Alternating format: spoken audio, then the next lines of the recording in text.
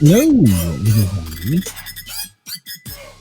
and welcome to the Paranormal, guys. Yeah. I'm a little late. You have to bear with me. I'm working with witches here, okay? I can't do everything at once. All right, ladies and gentlemen, I hope everybody's having a great night and a great evening. Great, that's the same damn thing. I hope everybody's doing well. How about that? Let me just bring out my co-host so I don't say something stupid. So, hey, everybody. So I've been chatting back and forth with our first guest, and she's having technical difficulties, and I'm not sure. She just sent me a message that said, "Forget it, I tried." So it may just be the first hour. I don't know. I'm not clear on that. So that's okay. You got this. I can handle it. Hello, Wendell. And hey, Wendell. We got Kirsten. Hello, Kirsten. Is that Kirsten? Yeah. And we got so we got a few people in the chat here. Welcome, everybody. Well, you know what? We ad lib. I talk for an hour every day on this thing. I can just let you talk for an hour, and you are a witch. So there we go. That was the theme for tonight. Yeah. Just don't cast a spell on me, please. So no, I would never do that. Is that still a thing? Can you do that? You can. Yeah, definitely. Yeah, one of the best spells I ever did was actually getting rid of someone. Oh. Okay. Out of my life, you know? Yeah. You'll have to tell me more off there. Okay, I see Melissa's backstage. Let's see if she can hear us. Melissa, can you hear us? Can you see us? Sounds like she has a bad connection. Yeah. Yeah, they'll send you Wi-Fi on her thing. That's it. It's your Wi-Fi. It's your Wi-Fi. That's what it is. I'm going to tell her that. Mm-hmm. Yep, it's your Wi-Fi. She might, if I recall, some hair. What are you talking about? I'm working on getting it down long. Her wife's already yelling at me, Wendell. She wants me to shave and cut my hair. So, Salty Dog, we have missed you. How have you been? Hey, you have returned. Welcome, Salty. Chris is back too. Chris was here on my afternoon show. Salty, you were probably at work, but I have a 1:00 show now, so you should check it out. Yeah. So that is a thing. I didn't realize that. I know my daughter talks about putting people in the freezer.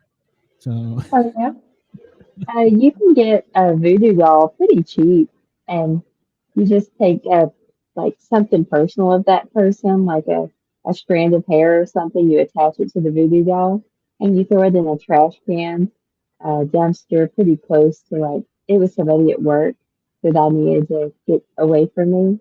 So I threw it in the dumpster at work, you know, and that's it. You just attach that string of hair to the voodoo doll, toss it, and they go out with the doll. That was it.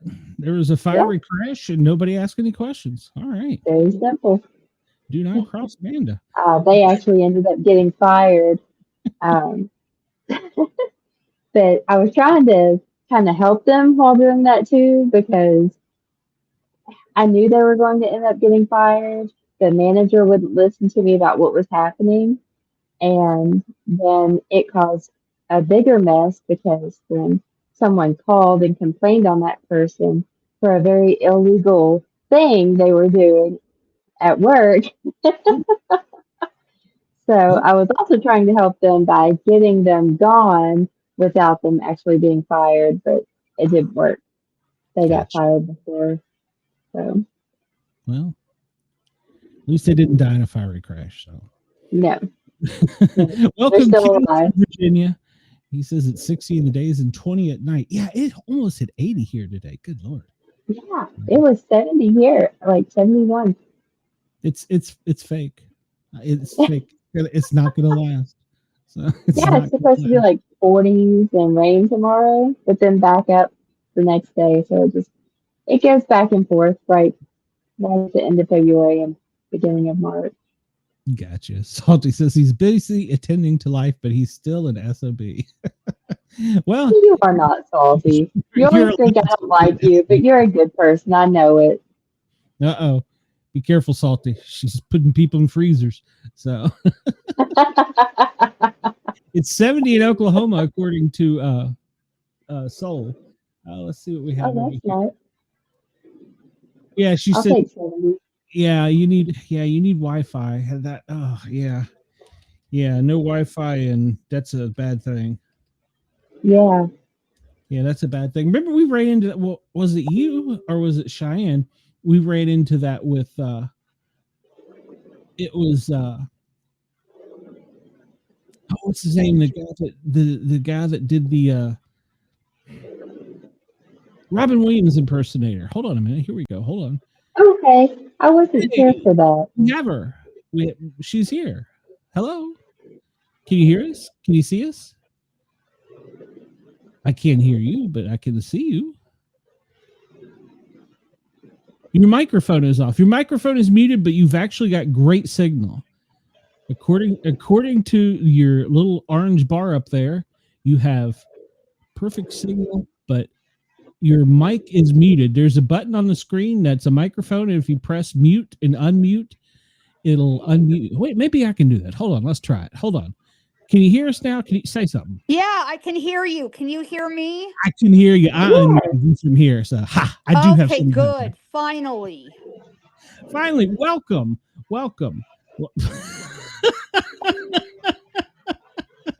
And she's gone. Oh. What is I missed something in the. Can you hear me? Well, I can hear you. Can you hear us? Can you hear me? Can you see me? Yes, on both. Yes. Okay, great, awesome. Okay, now we're good. All right. We're cooking now. So, what was the problem? I think it was Wi-Fi. I think the connection in this house just sucks. Yeah, at least sometimes it does suck and get you. That is one thing, you have to have great Wi-Fi. We don't have very good Wi-Fi here. Yeah, I had to have a wire. What do they call it? Fiber installed. So yeah, we have Xfinity here, and it sucks. I mean, the TV's constantly dropping, the Wi-Fi's constantly dropping. It just sucks. Yeah. It sucks, but at least you're here for now. So tell us a little bit about yourself. Well, I am a psychic medium. I've been that way all my life. I was born with it, so it just is. I'm a author, actress, energy healer, genealogist. I mean, I've been doing this for a long time.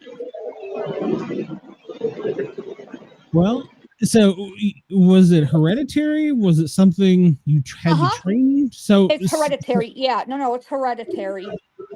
Okay. And so I'm sorry, man, that background noise sounds like a lion roaring in my ears. Oh no. Yeah.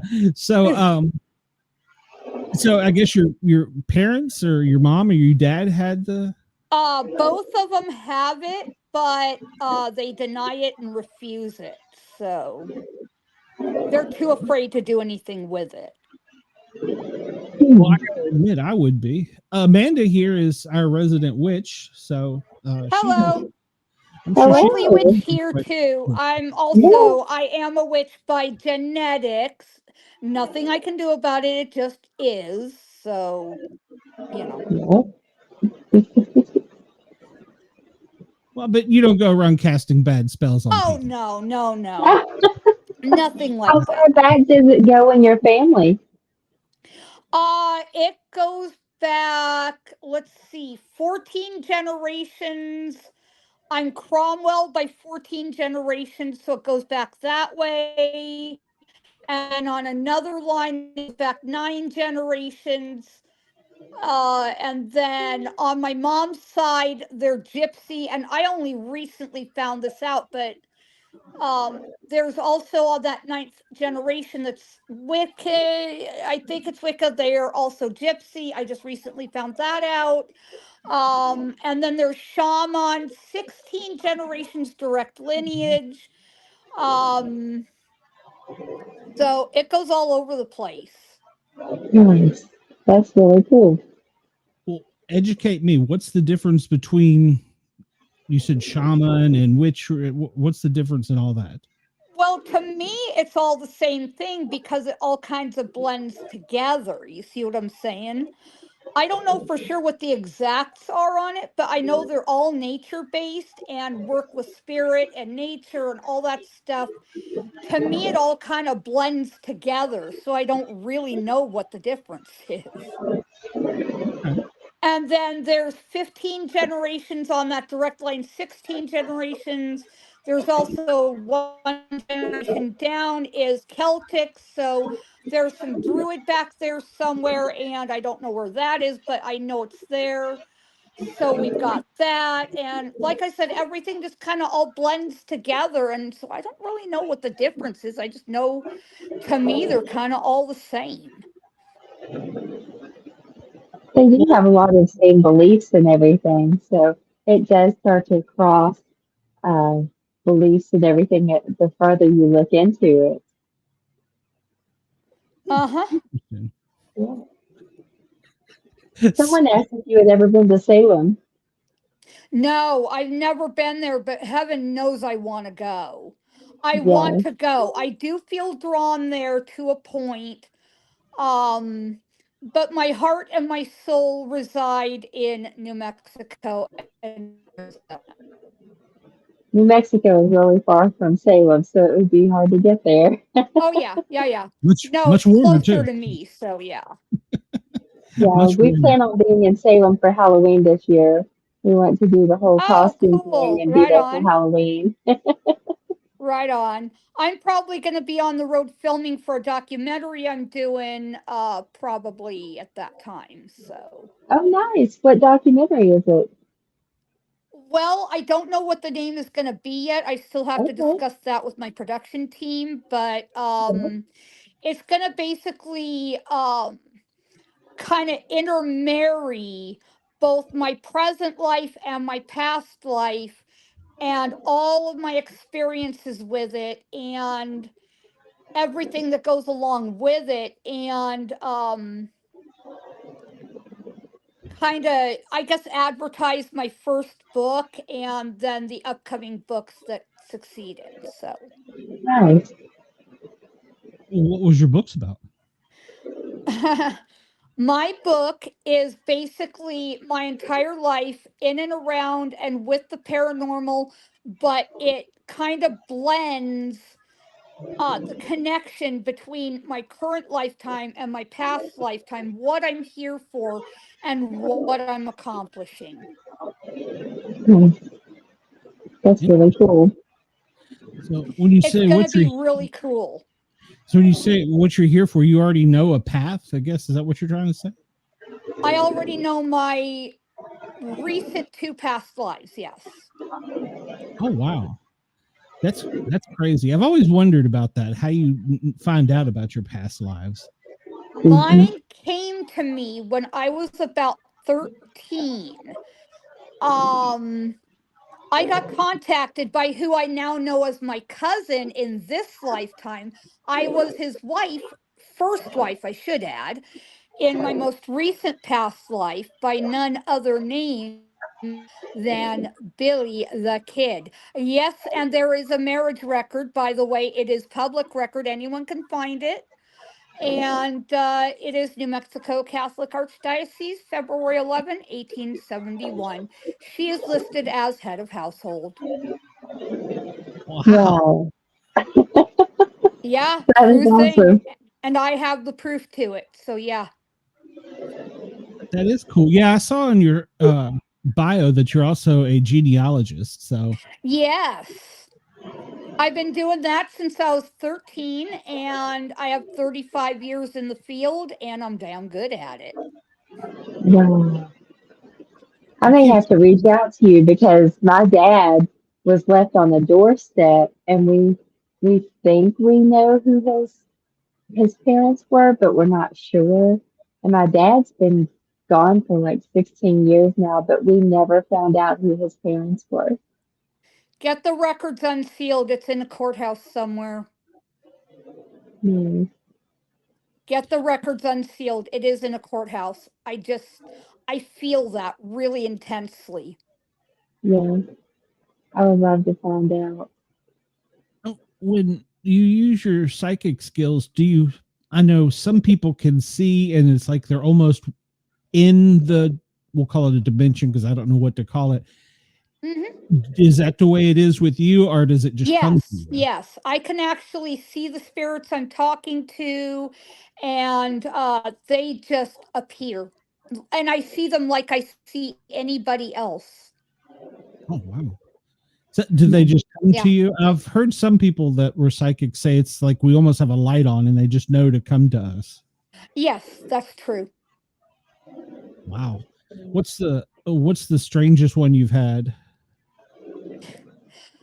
Oh my God. I've had so many odd things happen. I couldn't pick out one from another, but I've had a couple of really intense, very frightening experiences I have, and it was just like it was hair raising, I'll have to admit. There was one time I was in Lincoln, New Mexico. I was just a tourist there. I walk in, we pay our money, get everything all, squared up. And I don't mind donating money to places like this because I know what it means to upkeep, historical locations. Um, so an entrance fee is really not a problem for me. Um, and I'm like walking around, just kind of looking around. I feel two hands on both of my shoulders.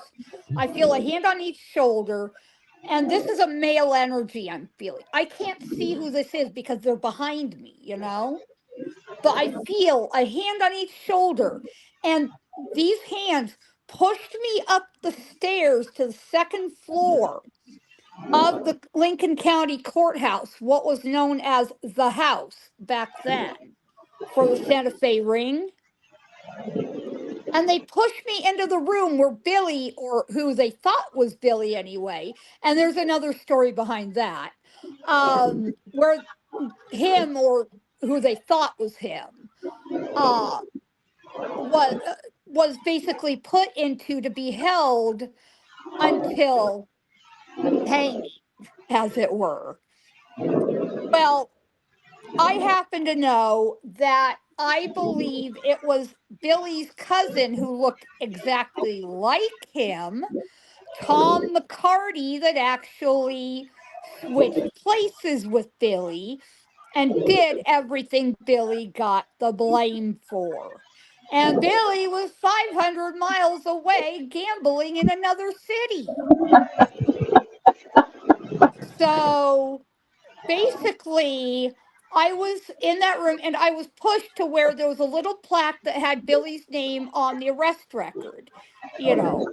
And I said, yes, I know. I already have this in my collection. And I do. I already have it.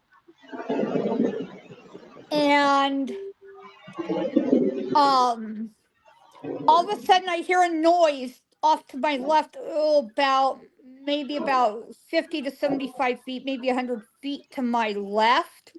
I look over, there's a swirling mass of black and red. I'm going, uh oh. I knew something was wrong. And out steps John W. Bell, Bob Ollinger, and Pat Garrett with their guns drawn and their eyes glowing red. And I immediately put my hands up. I go, no, no, no, no, no. I am not him. I am his cousin. I am his cousin. I'm not him. I'm 100 times worse than him, but I ain't him, you know? And so I very slowly back away, watching them, keeping an eye on their guns that were pointed right at me. I goes, oh boy. I'm like, no, no, no, I don't want this. I don't want this. No, no, no, no, no. This is not right. No, no, no, you know. And so as soon as I hit the doorway, I back out. I just jam down the hallway, fly down the stairs, grab my now ex-husband and said, we got to go. We got to go now. And I mean it. It's not safe here. We got to go. We've got to go. And he goes, but I'm looking at something. I said, I don't care. We got to go now. We can come back. There's still plenty to look at. It'll still be here. And so I get him to the truck and I tell him everything. He goes, you saw what? I goes, uh-huh. Yeah. And by this time, I'm wheezing. I'm out of breath. I'm scared half to death.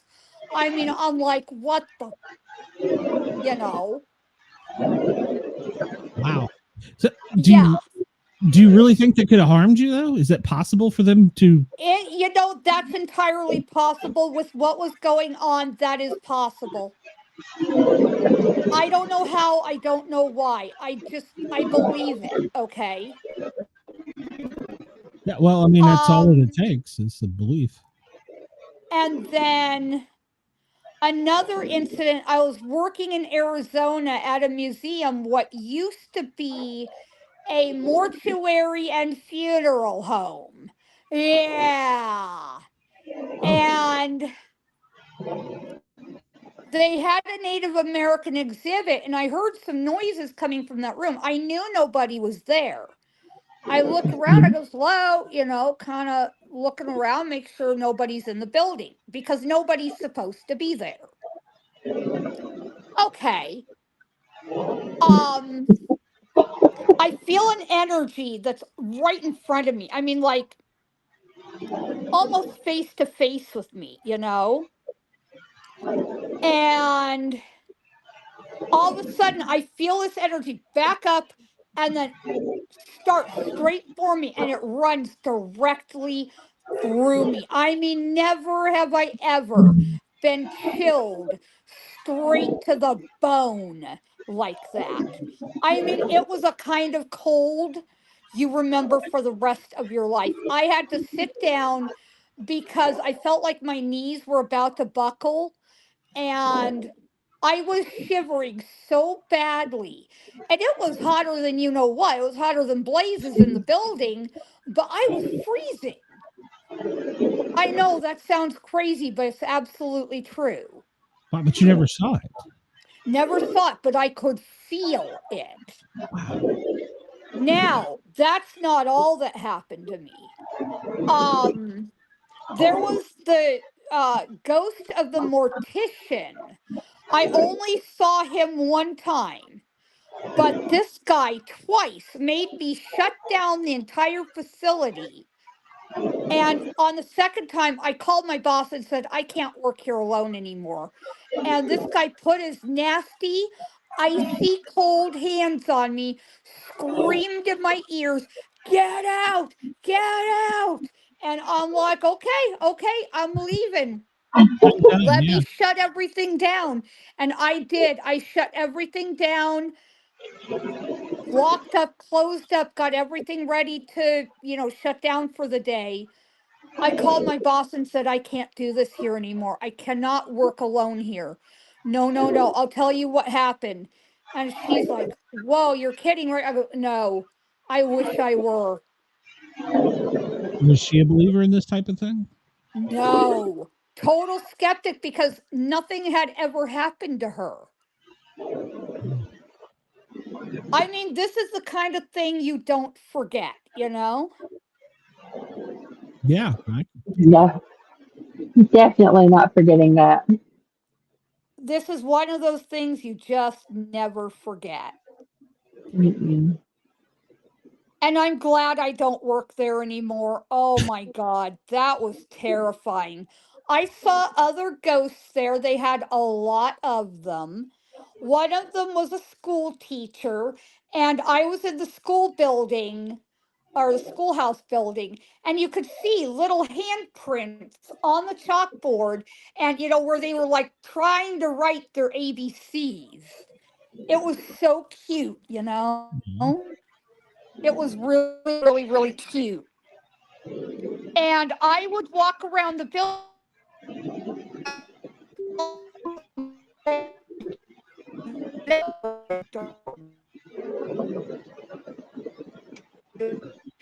Yeah, Melissa, your Wi-Fi went crazy again. Yeah. How's that better? Okay, you're Can you back. hear me? Sorta.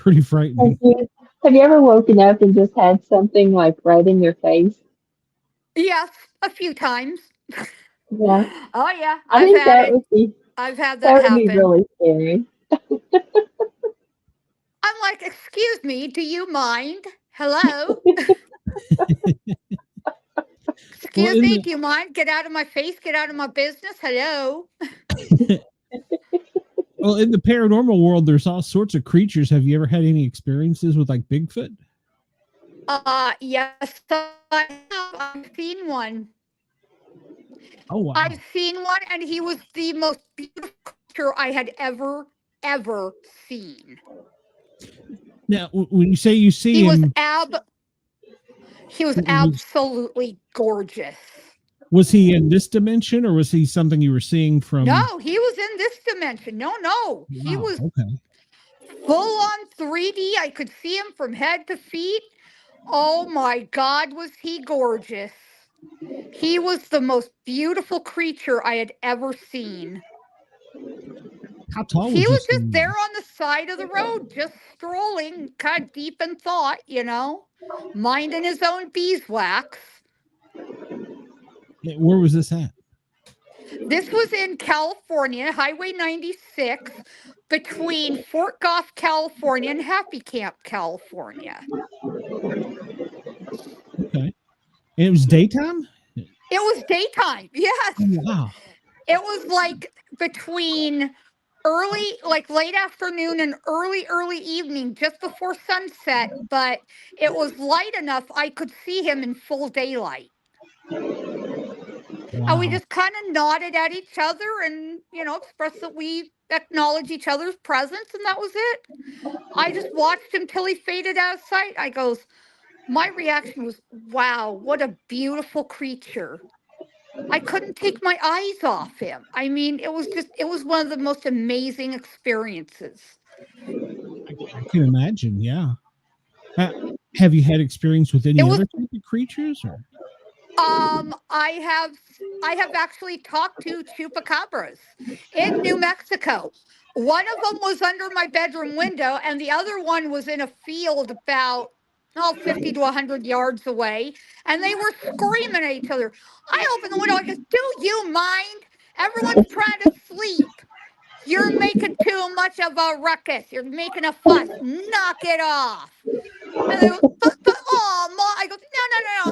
Don't you, Mommy. You go to bed. Do you understand me?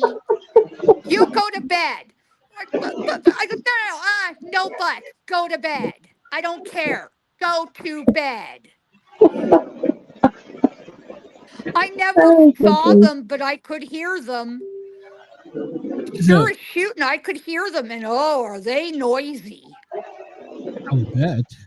I would love to know. I mean, you see the drawings of what they look like. I would love to see what they really are. How about? They're kind of like a hairless dog, almost, or so I've seen anyway. I can't prove that. I've never actually seen one, but are they some noisy critters? They were just screaming at each other back and forth. I go, go to bed now. You're keeping everybody up. Do you mind? Yeah. But I go, no buts. Go to bed. But Ma, no, I ain't hearing it. Go to bed. So what I'm getting is you're the dominant one. So yes, I'm Mom. Gotcha. I'm Mama. Yeah. So. That's impressive. So I guess then that's going to my follow-up question is: you can also communicate with animals, or is it just? Yes, I can. Now, okay. How did dogs and I'll give animals... you some examples. I can go to any pet store anywhere. All the animals pipe up at once and all want attention. All of them. Cats, dogs, birds, reptiles, gerbils and hamsters, all of them. Fish, they all look right at me. I'm going, what? Do I look like I have goodies sewn on me? Seriously. Pocket. And so, of course, you know me, I got to go up to each and every enclosure and I got to give them some attention. It's unavoidable and irresistible. I can go to any rodeo, anywhere in the country. All the horses, as soon as I get out of the vehicle, all the horses look right at me. I'm like, what? Seriously? Do I look like I have cookies sewn on me? They're like, yes. I go, no, sorry, no cookies, but plenty of kisses. They go, kisses? Really? I go, yep, plenty of that to go around. And they go, okay, we'll accept that. One kiss or one cookie, please. Human, you must pay up. I bet the bulls are screaming that since they got their balls tied up. Oh my God! So. No, whoa, back it up. That's what they do in rodeos. No, that's not the way it works. That is not the way it works. It's not. That's what I always. And I know told. I've been around rodeos long enough. I'm a former barrel racer. Oh, okay. Well, okay. That's what I always thought they did. I've been they around rodeo long enough. They don't. No, they don't tie their genitals. They do not do that. Not with broncs. Not with bulls. It's like having a belt tied around your waist. It's only annoying to them for 8 seconds. Okay. Okay. That is one thing I've got to correct. Now, whenever I go to rodeos, I have all the roping steers line up along the pen fence. Look at me, look at my food. Look at me, look at my food. I goes, oh, no, I don't think so. Your mama or daddy would kill me dead if you got sick on my food. And they're like, but we won't. I goes, oh, yeah, no, you'll tell all right when I get the vet bill. Oh, you'll tell all right. Believe me, you'll tell. And of course, you just have to laugh because it's so damn cute. And so, obviously, I went to the stock contract and said, by the way, your rope and steers were begging again. He goes, oh, that again? I goes, yeah. He goes, they're begging you, right? I goes, yeah. Well, anyway, can I arrange to have them have something that's actually healthy for them to have? You know, so they're not deprived of any goodies or anything. Just something that's good for them. Healthy, you know. Because I'm a critter mom, I know what it's like to have pets. So, hey, I got to arrange for them to have something good. They go, oh, no problem. That's arranged. No worries. I'm going to ask another weird question. So, see, my nickname is Sport Cat because I like cats. Do cats go meow? They sure do. In fact, they talk.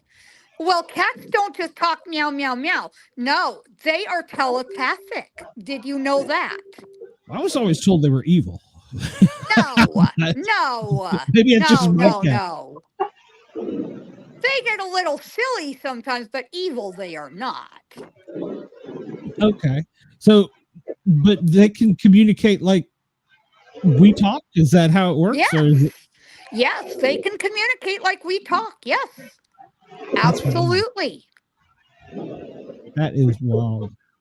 I would have thought that it would have been more like a grade schooler or something, if that makes sense, because you know. No, they have a whole vocabulary. Wow, that's it.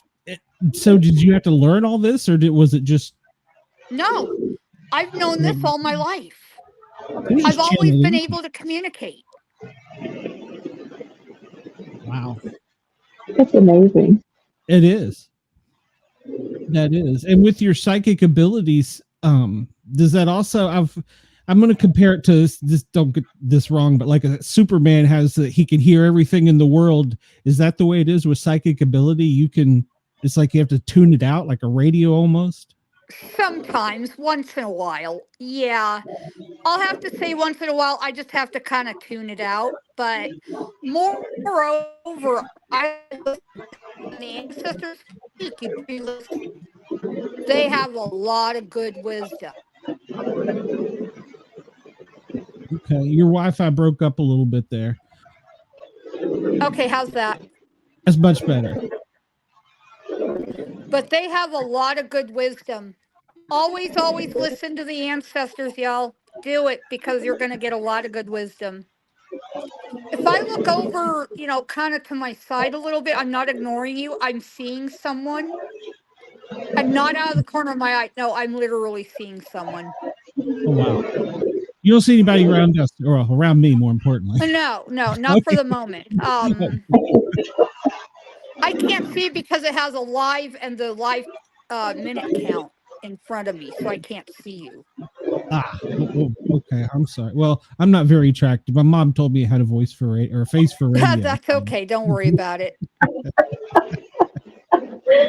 It is what it is. So.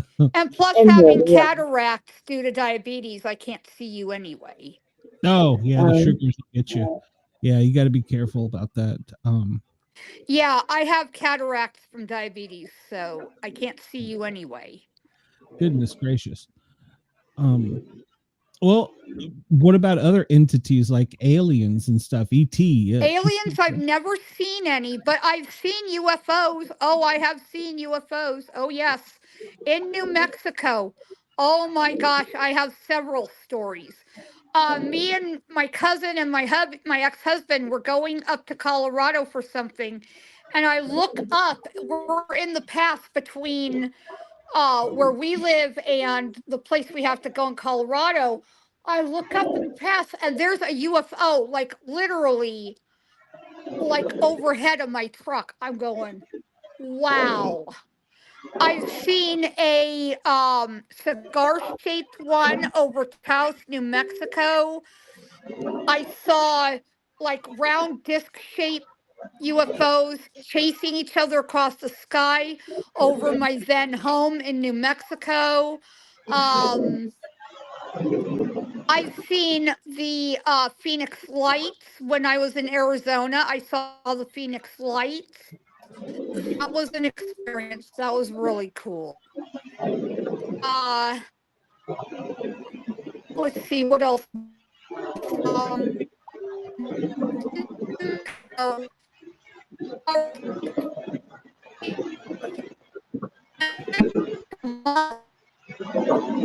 Yeah, you cut out there.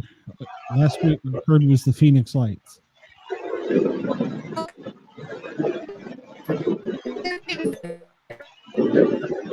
I know it's really messed up this time, isn't it? Yeah, Amanda, you see your mic lighting up as well. Oh, yeah. Her Wi-Fi must have chopped out on her. It must have totally crashed. Oh, just, absolutely pulling a gun on a ghost. I'm kind of that's impressive. I'm just trying to remember. Chris Tamline. I'm just trying to Salty. These allergies in Atlanta are killing me, Salty. So, all right. Well, there you go. Field. Sorta. There you go. A mile from the house. Wow. Yeah, this actually happened. Wow. But you've never had any communication with extraterrestrials? No, never. Okay. I always wondered about that. If they maybe they have a higher psyche than we do. I don't know. It's possible. I don't know for sure. I think they use technology too a lot of times. That's possible. So what do you think about other dimensions? I know they exist. Why? I've been to the other side and back 4 times. Now, while you were living, are you counting like near-death experiences, out-of-body experiences? Yeah. Oh, so what are they like? Well, it's a lot of fun. I go and see my family, and I was really, really sick one time, and I went to a hospital-type place, and I could describe it literally exactly. Wow. So you live out in the Midwest where there is obviously in the culture a lot of Northwest, Pacific Northwest. Okay, so one of my questions was going to be, what would it be like? There probably weren't many out there, but if you went to like a Civil War battlefield, or something equivalent out in the West. How is I could see them and they can see me. that? And you can interact like you're. Yes. That's an amazing skill and ability. It's just something I've always known how to do. It just happens. When you were a kid, did it scare you? No, not really. I scared away a spirit at 3 years old. Oh, okay. Do you remember how you did it, or? Yes, I do. I remember to this day. Basically, it was going after my then infant sister. I told it, no, nope, out, leave, on. You're not here. Be gone. No. Yeah.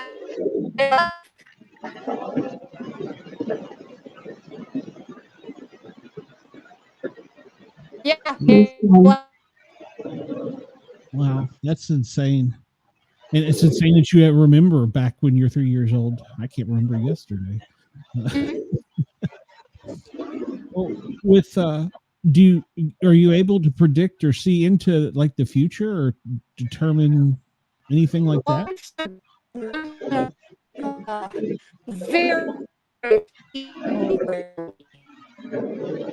once in a while flash to something, but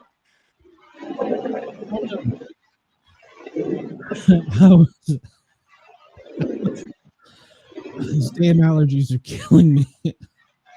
Yeah. They really are. We have a high pollen count today. If you watched my news show this morning at 1:00, you'd have known that. So, but over this past hour, it feels like it's got more intense. I'm trying to hold it in for some reason. So, very odd. I hate that we lost our Wi-Fi, and we got to figure out the the gain on your microphone. I think that might be part of it. I think you got your gain set too high. Okay, Yeah, there we are. But once in a while, I will get a flash of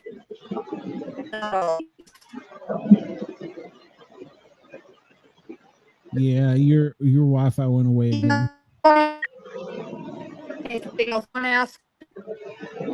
No, well, since your Wi-Fi is going out, I know we promised we'd only keep you about an hour. I wish we'd had a better connection because I feel like I tried to get all the questions in at once, kind of like machine gun style.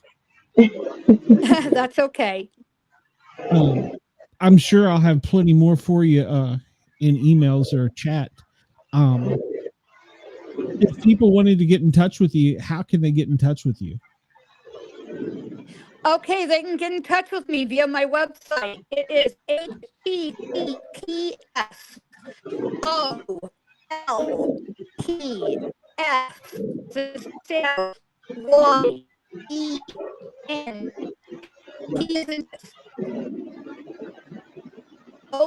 you can put it in the chat,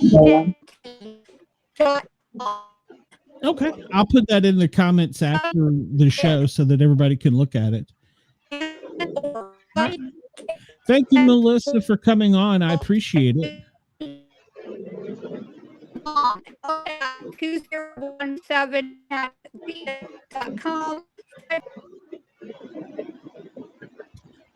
I'll get all that in chat from her in the comments. Salty, you're killing me. My God, I'm glad you're back.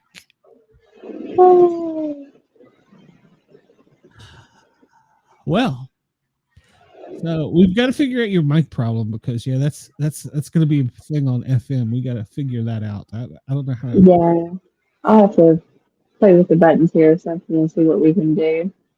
You might have a gain knob. Wait a minute, that got a little bit better. Talk. Did it? Okay. Yeah, it got better. Okay. I'll leave it right there and we'll see. Okay. Yeah, because now when you talk, you can hear it a little bit in the background, but not much. So okay. We'll have to play with that a little bit and see what we can do. Well, okay. Well, you're getting it. So, Good. yeah, she just messaged me and said she was sorry about the Wi-Fi, and I'm just going to tell her we'll get her back on.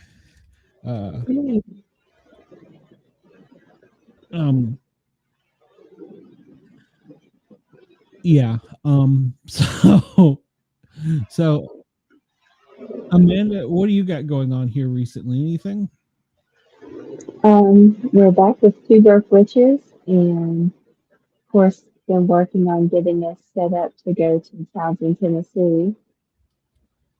Yeah, you're kind of the mom on this adventure because I know this.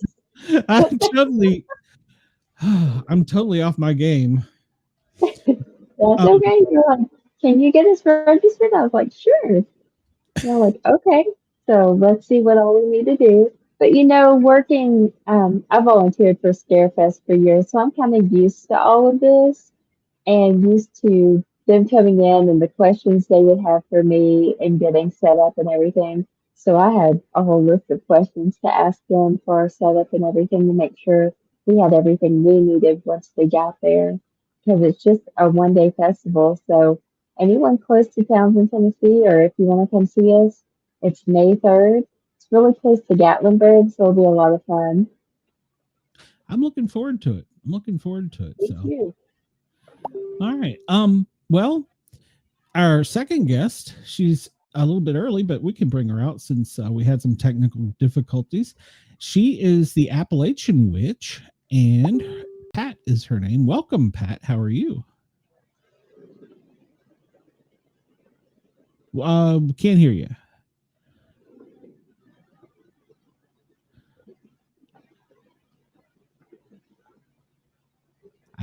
I got nothing. I'm not going to sound like or charades either. I was never good at charades. I see that it's not muted on the screen, so it's a night for technical issues. Apparently, and we weren't even having aliens on, so I don't know. Maybe it's the witchiness of it all. It could be. I'm trying to find her in chat here. We can't hear you. Yeah, and okay, you're gonna go out and come back in. Okay, I think I understood that. You're gonna go out and come back in. Okay, all right. Uncommon Soul wants to know, Amanda, do you ever get freaked out when you first talked to when they first talked to you, meaning from the spirit side? Sorry, my eyes are all watering up from allergies. I've never had anything talk to me from the spirit side, only in a dream. I mentioned on here the other night, and I think the time before, I had a dream where I talked to my sister-in-law. My brother and sister-in-law were sitting on each side of me. So I've only talked to a spirit in my dream. Other than that, I've just seen things and heard like noises. Like I had something try to get in my bedroom one morning. Yeah, and then I had something follow me to the laundry room a couple weeks ago, and I thought it was one of my dogs, but I turned around and neither of them were there. So I haven't actually had anything like try to contact me verbally or anything.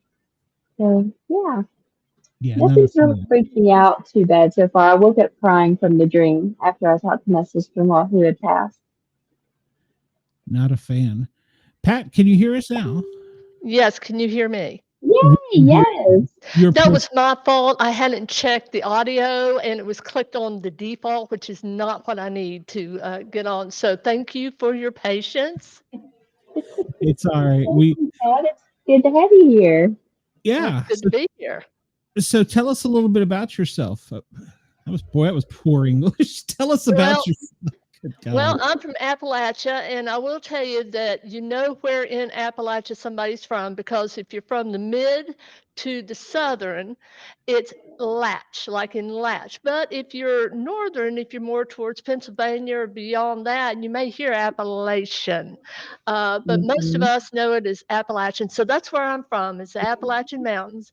And my mother's people we're actually settlers in the Kentucky, the West Virginia, the Virginia, and the North Carolina areas. And it's so interesting that my father's people, I always say I'm mostly Appalachian witch, but I've got a little swamp witch in me because my father's people are from Texas. My great granny and her people actually came by wagon train over into Texas. So I have a little bit of that in me too, because if you know anything about Texas, between New Orleans and Beaumont, Texas, is what we call the Big Thicket. It's a swamp. I grew up in the swamp. I remember being 10 years old and sitting up on the porch. And her name was Becky Beaumont, and we saw all the emergency crews and all the cops. And they were just roaring down the road. Well, at the end of that road was a swamp, and that's where Becky and I used to hang out all the time. Well, what it was is that somebody had got a little too close, and there was an alligator in there, and the alligator got him. So, yeah. So it's like Appalachia. And I love Appalachia. There's a magic here. You all know that. And there's so many critters, that keep showing up on trail cams. We're getting really popular, in case y'all haven't noticed, because of the cryptids that are showing up.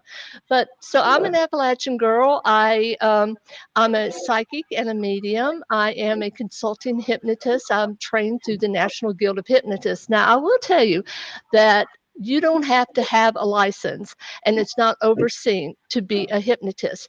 But I don't think I would let somebody crawl around in my head unless they had some guide or map to get you out of certain situations. So always ask if the person that you are being hypnotized by does have credentials, and where were they credentialed. And I'm also a Reiki master. I'm an author of 9 books now and 1 audiobook. And I am fascinated by the paranormal. I've written, dozens and dozens of articles for magazines, like Ghost Voices magazines, Haunted Times, Paranormal magazine. I mean, you name it, probably. That's amazing. That's a lot. Well, I'm old. I've had a lot of time, and I've been busy. So how long have you been doing this? Well, all my life. I was raised by 2 amazing women, my mother and my grandmother. And my mother was she could read hands. She was a palmist. And my granny, now that's where all the energy comes from in my family. She was a medium, and she was just a powerful psychic. And I remember one time she had been what she called playing with the spirit board, because back in the day, in her day, they called them the spirit boards, right? And most of these boards that we now call, the Ouija board, well, the Ouija board, believe it or not, is just how do I put this? Copywritten. It was copywritten, but before then, it was in everybody's parlors, because spiritualism was such a thing during the Victorian era. And my granny was born in 1919. Now think about that. That's a long time ago, right? The women didn't even have the right to vote until 1920. So she saw a lot of history. And I remember my mom and grandma telling me that they would actually run off the hill when they saw a truck or a car go by, because there were so few of them. It was a big deal to see a car or truck. That's how old these people are. And that's when I say I'm 66. I've seen a lot, but all my life. And I'll tell you, because a lot of people are interested, my first connection with the spirit realm or discarnate souls was my mother. My father was in the Air Force. He was a jet mechanic, and we were in I think it's Fairbanks, Alaska. It's Ellison Air Force Base in might be Fairbanks. I can't remember. It is. Yes, I've been there. There you go. So I was a little kid, right? I mean, I was like 4 years old, and I'm sitting there, And it's the twilight time. Anybody that's ever been to Alaska or to the Nordic nations, you do. It's like twilight for, weeks on end. And so we're in the twilight era, and I'm sitting there, and Mom still had, like, lights on, a little light on, but in case somebody had to get up.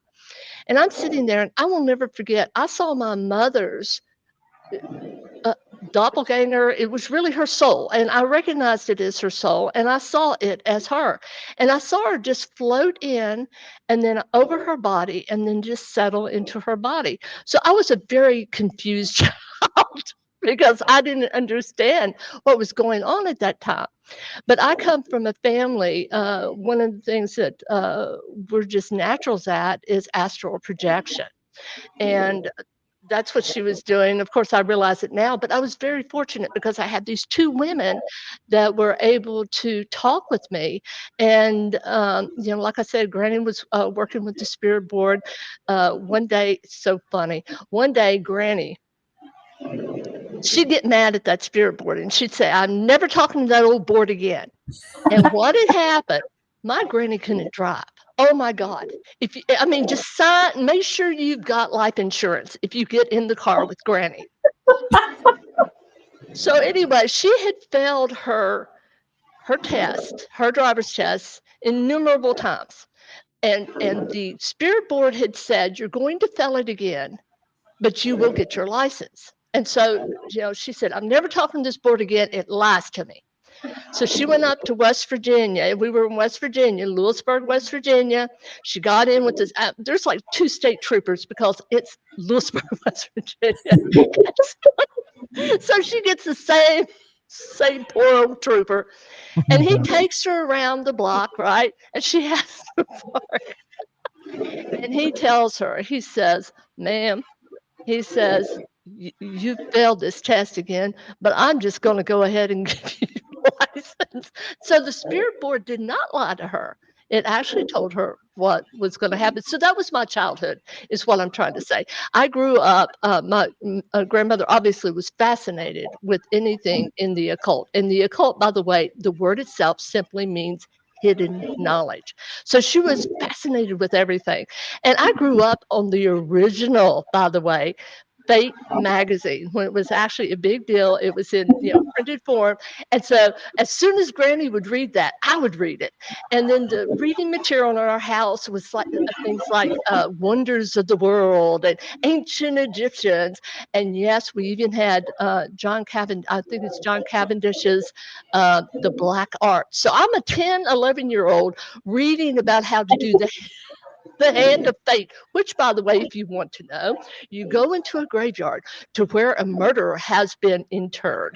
You dig up said murderer, you cut his hand off, make sure it's the right hand, and you dip it in wax, you set it alight, and you hold it by the wrist, and you walk through anywhere, and it gives you the power of invisibility.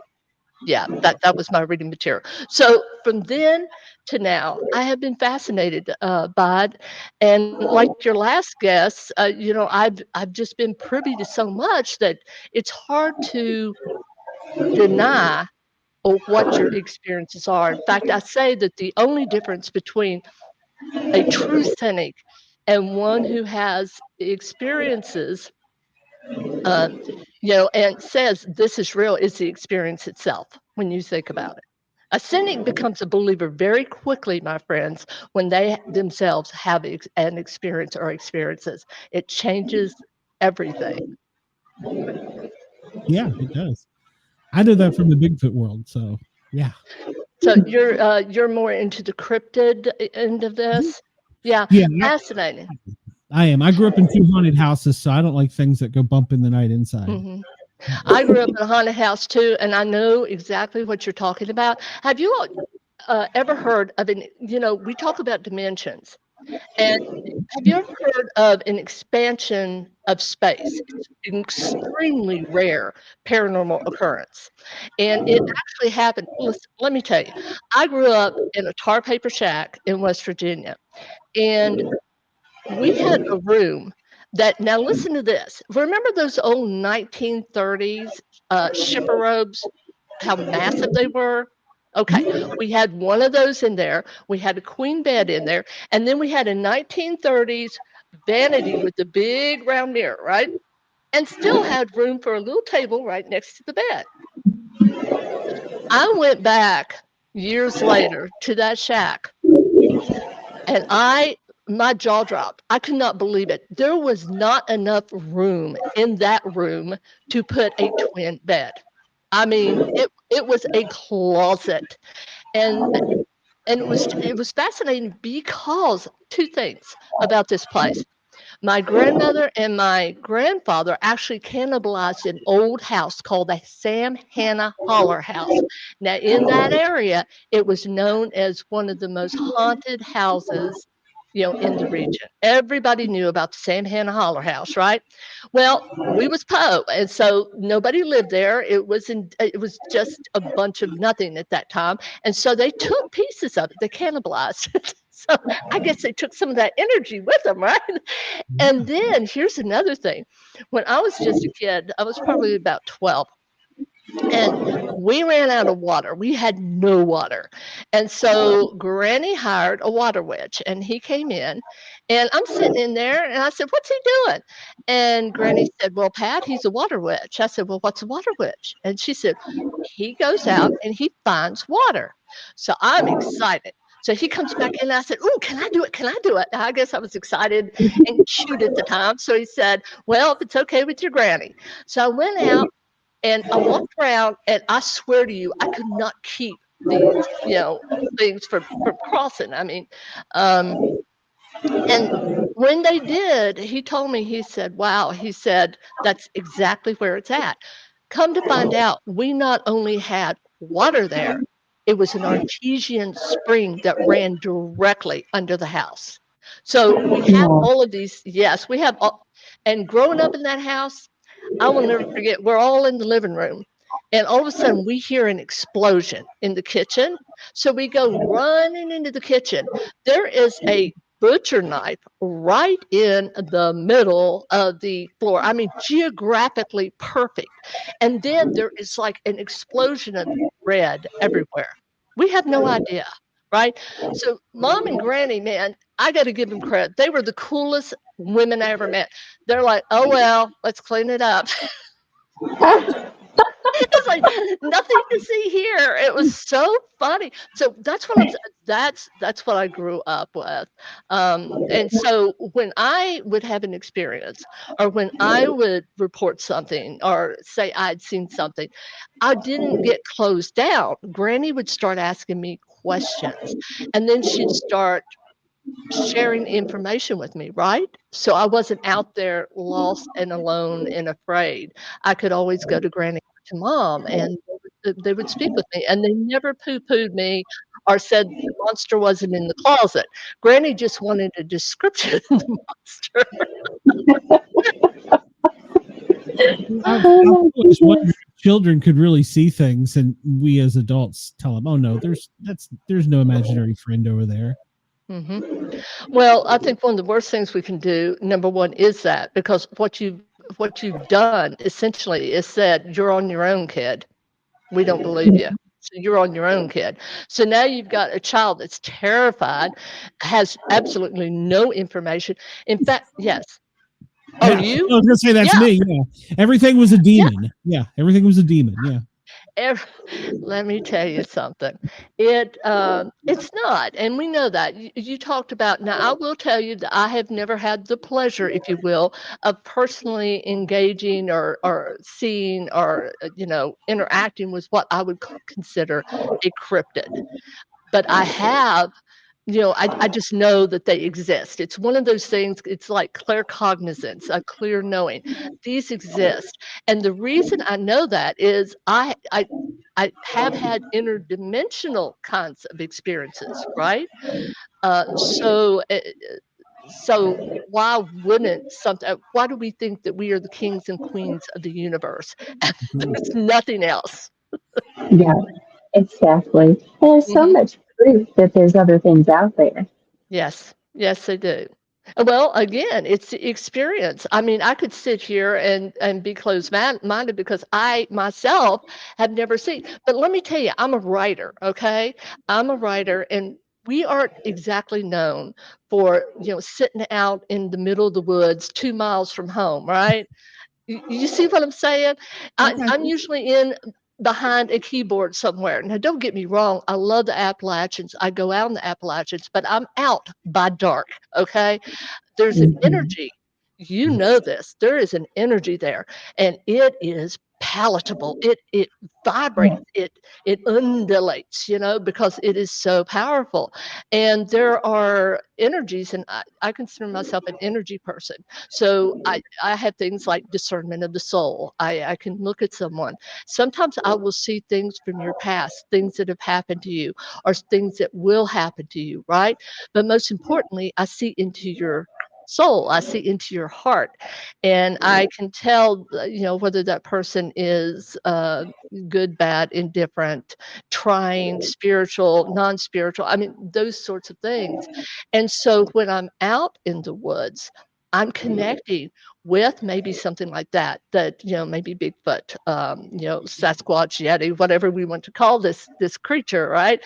And it feels different to me. It feels foreign to me. It's scary because of that. I'm not gonna lie. If I don't recognize something energetically, it throws me off because I don't know what I'm dealing with. Um, Especially if it's animal, because animal energy, and I don't know what Sasquatch is. I've always felt maybe it's part human, part, I don't know, but there's a human element to it, or am I incorrect? And No, it's sentient. yeah, yes. And I will tell you something. I will tell you one who did have, and for anybody into this, I hope you enjoy this story. But I have a very good friend that is a college cop, and they are police officers. They have to go through the academy and all of that. So he's sitting there, and he's like one of two on campus late at night. And you have to understand, many men who go into this profession have a bit of swagger to them. And don't get me Very wrong, I love the jocular. Yes. I love the Yes. swagger. I do. I'm old fashioned. I love male swagger. So he definitely has it. So he comes and he says, Pat, he says, the other night I was in it, they used to call it, oh, what was it? But it's where the cops would be, right? He said, I was in there and I was getting ready to go out. And he said, and all of a sudden I heard a scream. It was, he said, Pat, it was like animal and human, and it was right outside the building. And he said he stepped out because, a swagger. So he stepped out and he said he smelled the worst smell that he had ever heard, felt or smelled in his life. And then it screamed again. And it scared him enough that Mr. Swagger came back in and locked the door and stayed in for about an hour. So, and he to this day, Bill said he encountered a Sasquatch, a Bigfoot. Oh, I don't doubt it. Even when I go visit my mom, she lives in North Knoxville. Well, sort of North Knoxville there in the mountains. And I'll go outside in the middle of the night just for no apparent reason. And I can feel the energy.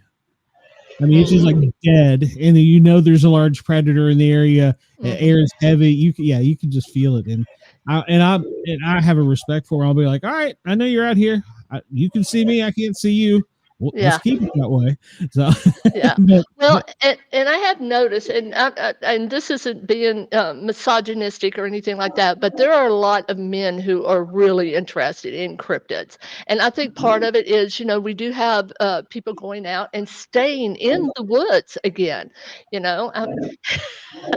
I have to admit, as much as I love all things paranormal, that's probably not something I would sign up for. Although when I was a youngster, we used to go out and we would spend the whole weekend gone.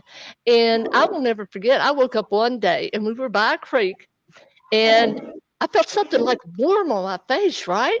And so I looked up, and at the same time, this deer really focused on my face. I guess I was kind of had been sweating. Yeah, and I screamed. That deer, if it could have screamed, it would have been. It went But there is an experience I had in the mountains. I was actually sitting in a truck, and I'd been way back there. You know how country kids are. We have nothing but time sometimes when we're young.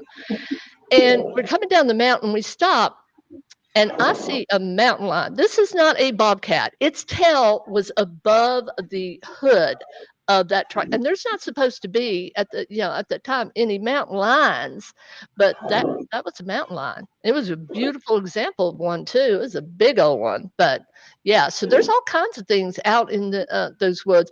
We've got a trail cam up on the right behind. I live up on the mountain in North Carolina, in some of the oldest parts of the Appalachia right now. But anyway, we've gotten big cats. We've gotten deer. We've gotten bear. I mean, you name it, we've gotten it on that trail cam. And so when I come in at night by myself late, I'm like grabbing my stuff, and before I open the door, I like run to the as soon as I open the door. Yeah, exactly. Because the woods are full of critters, and some of them will eat you. I mean, they are carnivores. Yes, I live in the Kentucky Palisades, so we have a lot of coyotes, and we find deer Oh, carcasses everywhere down on the mhm, river and everything. So yeah, you mhm. never know. And don't forget, this is what is scary too, is that, as space becomes tighter, um, animals become more aggressive, including coyotes. See, we've got them too. You can go out any given night and just hear them screaming, and that's a good way to put it for anybody that knows anything about coyotes. And they're right across. And, watch your pets, my friends, because they will disappear. Yeah, I they just will. actually read a story about coyotes in the city of Chicago, and one came into a grocery store, and they managed to get it in the walk-in freezer and close the door and call the police. And they were like, "You guys need to do something about this." The cops like, Well, "Yeah, the space is yeah, condensing. yeah, Yeah. yeah, they're Mhm. everywhere." Yep. Hi, Shay Smith says hi. Hi, Shay. She is We in the have a chat. podcast on Monday nights, Two Broke Witches. She said she knows you. She's a psychic medium as well, Yes, And she's a lovely person, actually. I have, yeah, met her on a number of occasions. She actually, at one time, I think she did an astrological, chart casting for me, and I appreciated that very much. nice.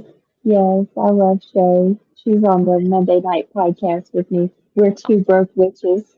Oh, I love that. I love that. So, Yes, 2 Broke Waitresses, was that the one? Or yeah, yeah, I love I that think show. so. Yeah. Yeah. You'll have to join us some Monday night. We have a good time on there. Oh, I'd love to.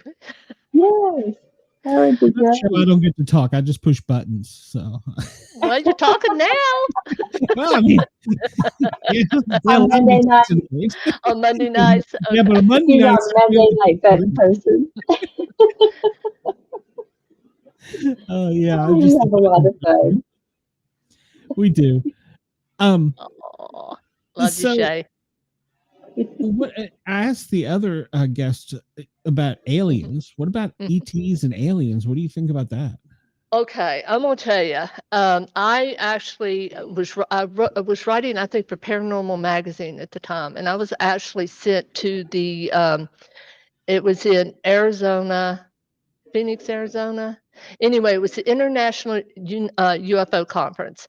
And the story that I was dispatched to write was a comparison, okay, between those who are involved in the paranormal world versus those who are involved in ufology, okay? And the question that I asked was simple. Do you feel that if someone is like very comfortable, if you will, or very knowledgeable or follows a paranormal path, if they have an experience that would be the same experience as someone who's interested in ufology would have, would they tend to describe that in paranormal terms? Or as a ufologist. And of course, I knew the answer before I went, but I wanted, to talk with people like Rosemary Ellen Guiley at the time, right? And of course, she said absolutely that if you were, if you believed in ghosts, if you, if you believed in different things, cryptids, et cetera, right, then you would be more prone to believe that it was a paranormal experience versus someone in ufology who would see it through the prism, if you will, of being taken or having an interaction not with a spirit but with an alien. Now you asked me about this, and there's a couple of things because I have had encounters, but they've been different. All right. Let me talk about my daughter first. When she was she was conceived, I mean, it was so little in the pregnancy that I didn't know what she was, right? A boy or a girl. But I knew I was a really, really tired woman, and I have Irish twins, which means I had had the other one 9 months before this little being was coming. So I went to the doctor, and it was my first appointment. And he said, Pat, her titers are so high. She's an RH baby, right? Her titers are so high because I'm A negative. And she, at the time, was O positive. And the reason I say at the time, there's a story to this. And I have, by the way, medical records to prove this. So anyway, he said, you're going to have to terminate the pregnancy. He said, I promise you, this child cannot be okay. She is not going to be okay. It's going to be a miracle if she survives the pregnancy. And I'm like, okay, because I'm tired. Did I mention that? And I'm like, this is God's will. I had nothing to do with this, right? I know, makes me a terrible person. Try having Irish twins sometimes. But anyway, I'm sitting there, the doctor's on the phone because he said, oh, there's an opening I know of, so I'm going to go and call and we'll get this taken care of. I'm like, okay. He gets on the phone. I'm out of my body. I told you I'm an astral projector and I am in the ether. And imagine standing in a cloud and it's like it's moving, all right?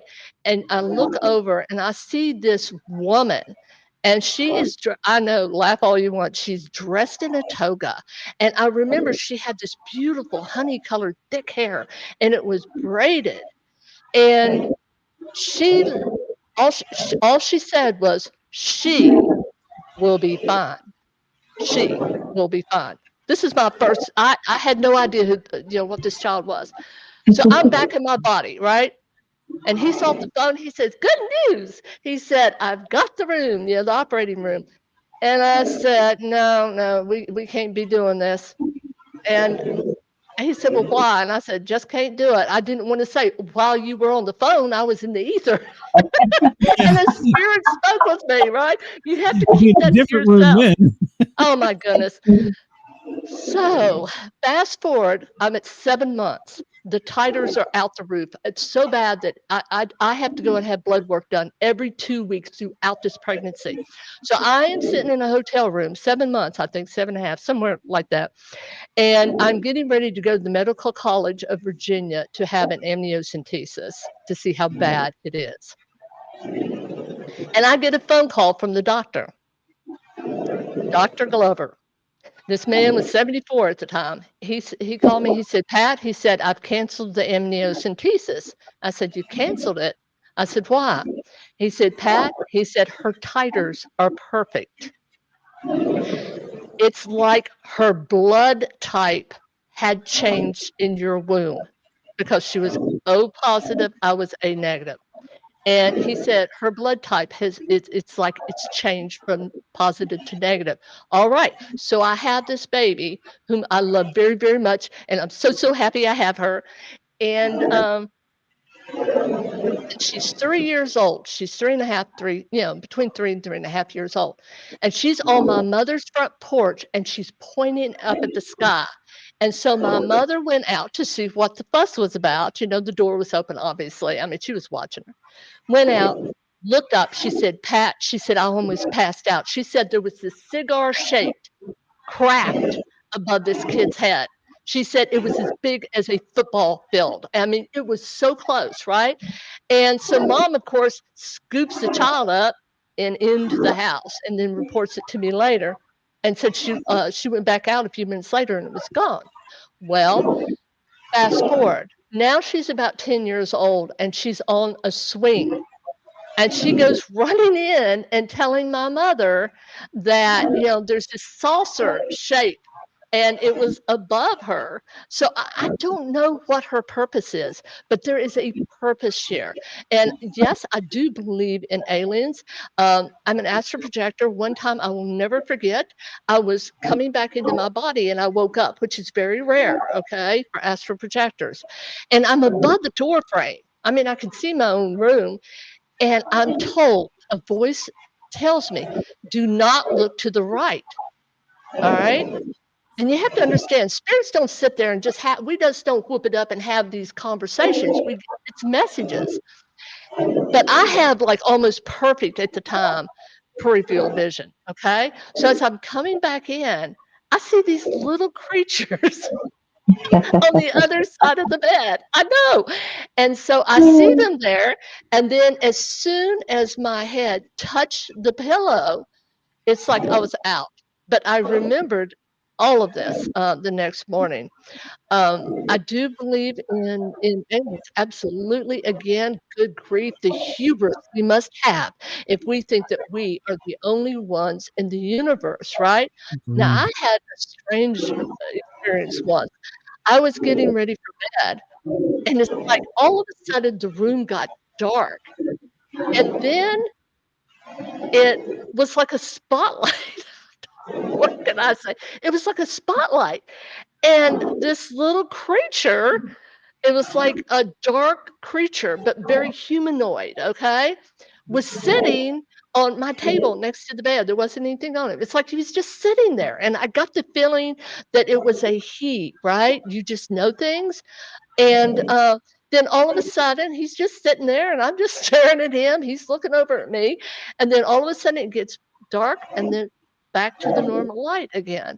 And I think that, people who have a tendency to astral project, we project into many places. We project into other dimensions. We project into other worlds. I mean, think about it. If the soul is freed from the body, it's free to travel. And so we tend to do exactly that. I just caught a little bit of what you'd said, Amanda, about having met your aunt. Was it your aunt in your sleep? My sister-in-law. Your sister-in-law. Okay. Your sister-in-law in your sleep. You're astral projecting into the other world. One time I astral projected into the other world. I will never forget this. I'm sitting in a restaurant bar. It's not fancy like you saw at the Stanley Hotel, in Stephen King's movie, nothing, The Shining, nothing like that. It was just like this regular restaurant bar. And I'm sitting there looking around. I'm the only one. And I look over and there's a bartender and he's over there. And I said, where am I? He said, well, you're where the dead dwell. And I'm like, oh, okay. And then see what I'm saying? I'm just like my mom and grandma, just, oh, okay. So all of a sudden, though, people started appearing. And what was really interesting about this is that they were appearing from different eras, like from the 1920s, from the Edwardian age, Victorian age. It was like just people started appearing. And then, I just appeared back in my body. That's how it is. But yeah, I mean, I could go, look, guys, whatever you want. Honestly, I have been a psychic and medium all of my life, literally all of my life. And if you have any, questions about that, you mentioned animals. I heard you ask, your previous guest about that, Ms. McCarty, who just seems to have a beautiful spirit, by the way. But I can do it. I don't, that's not my preference, all right, and I'll give you an example real quick. I had a woman call me and say, and she's crying, so I know it's serious, and I'm thinking there's a child involved. And so she had my attention, and she said, my sister's dog has disappeared. And I'm like, well, okay. And then she said, well, you don't understand. This is her child. And I said, all right, let me focus. And so I focused, and I saw this dog running down this hill, across the field, down a hill. And I saw the dog go this way. So that's where they thought the dog was, but the dog was not. The dog had circled back and went that way. I said, he's behind there. There's an old restaurant not far from where they were. But it's in the opposite direction of where she thinks this dog is at. And he comes out during the day to root around the trash to see if anything's been dropped or, and he's behind that old restaurant. I said, and there's one of those big old, remember them old silver bands, the vented. I said, it's kind of dirty, it's got grease in it. I said, but that's where he's at. And then I said, all of a sudden, I saw a yellow ball, and I saw a yellow ball bouncing and rolling. And I told her this, and she said, well, he's got so many toys that, and I said, tell her this. I think it's important. So she told her what I said the next day. And the woman, of course, was just saying, no, he went the other way until a yellow ball actually rolled off a bookcase that she was standing next to and started to bounce in front of her. She got in her car. She went down that way. See, she said there wasn't a restaurant. She had forgotten there was an old restaurant down that way. She pulled in, and guess who was standing there at the back of the restaurant where the trash was her little dog. But now that's not what I like to do. Okay. I just like human energy. I have only so much of my own energy that I can work with, right? And so much time that I can work with. I will tell you that if I take a case of a missing person, I always take that case without charging. If I would have to travel or something, then just those expenses only. I don't take money for that because that's my way of giving back. It's my way of getting rid of karma. And I'll give you an example. There was this beautiful young girl, and she had disappeared. And I'm not going to say where because if I do, it's just too easy. And I try to keep things private for families because these are tragedies. We forget that. So she disappears, and I said, listen, this is what I'm seeing. I'm seeing that there's a restaurant, a building, and there's this weird long gravel parking lot right next to it. I said, she's there. She got afraid, and she started down that mountain. And I said, she's on that mountain. I know she's on that mountain. And the state police were getting ready to pack up and go home, and the family representative went and said, please just stay a little longer. She's on this mountain. We had a psychic tell us. I know, but because a lot of cops don't like us because there's so many fake people out there, it angers me. It really does, because you are dealing with people. You are dealing with their souls, their emotions. I mean, this is very serious business in my estimation. So they said, okay, we'll stay a little longer. And I had been telling them that I see something, and I'm being told I think it was farm gate.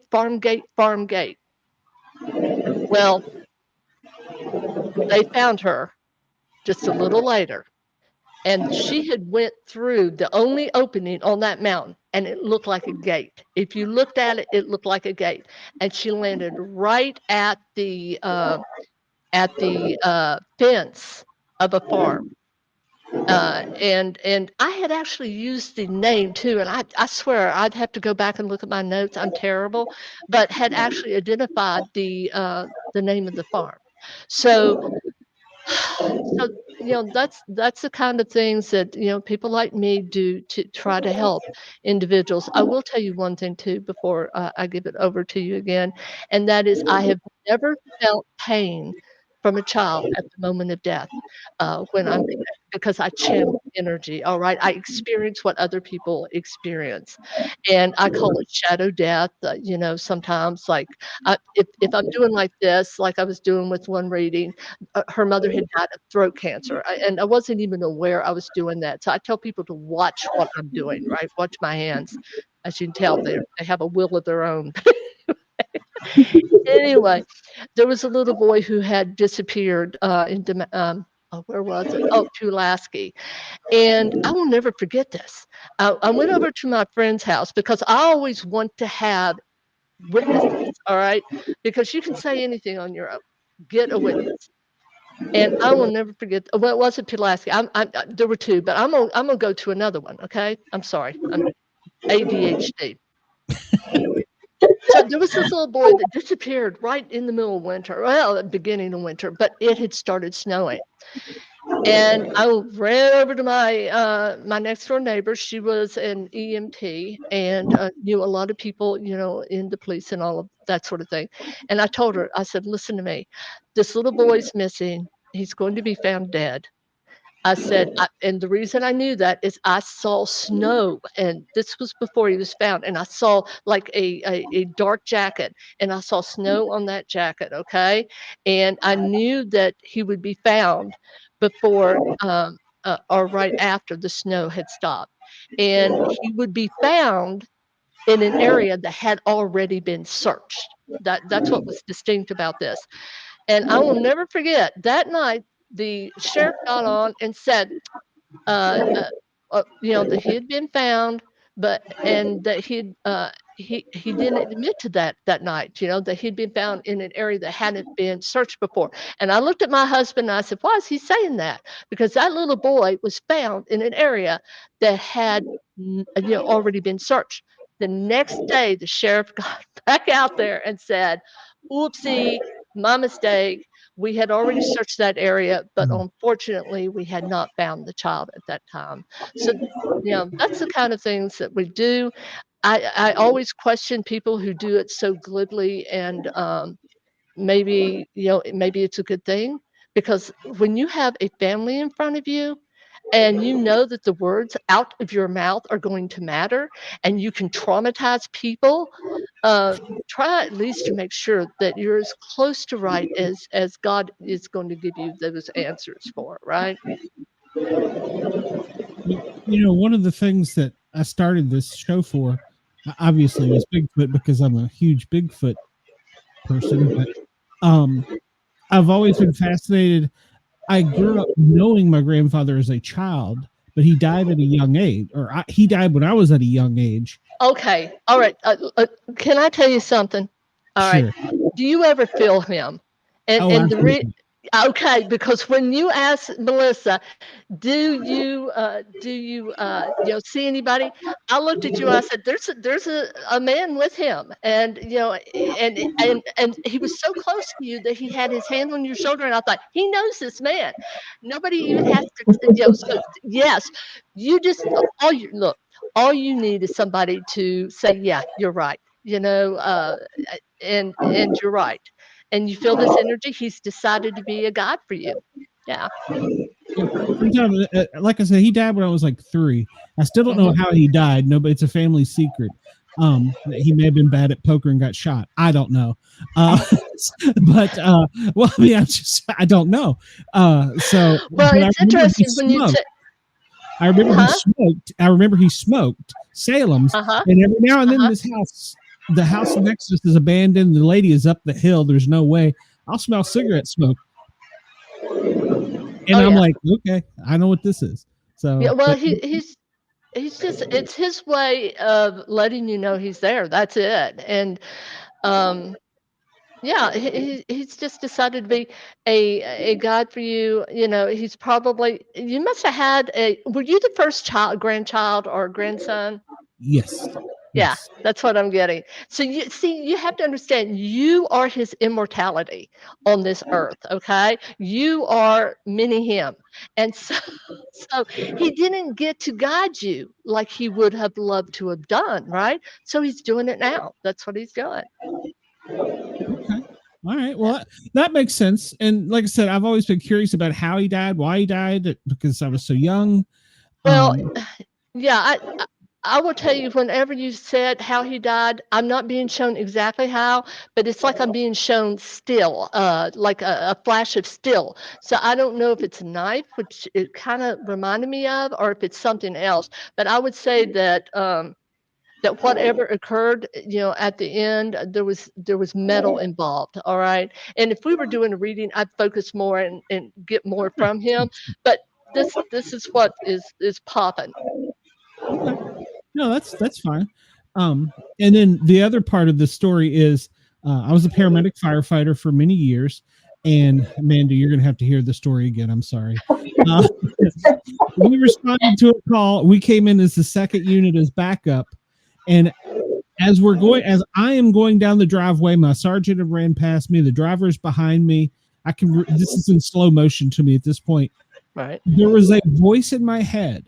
I couldn't tell you if it was a male. I couldn't tell you if it was a female. It said, "Don't get bit." And paramedic Glenn, I look up on the front porch. I see these chihuahuas. The other crews are fighting this kid. Well, he was a grown man. They were fighting. He had a mental illness. He wasn't being mean to us per se. And there was a bunch of chihuahuas. And I'm like, okay, tough. Like you said, tough guy, paramedic. I could kick them with my steel-toed boot. No big deal. And I took, I don't know, maybe 2 more steps, and this voice screams in my head, "Don't get bit."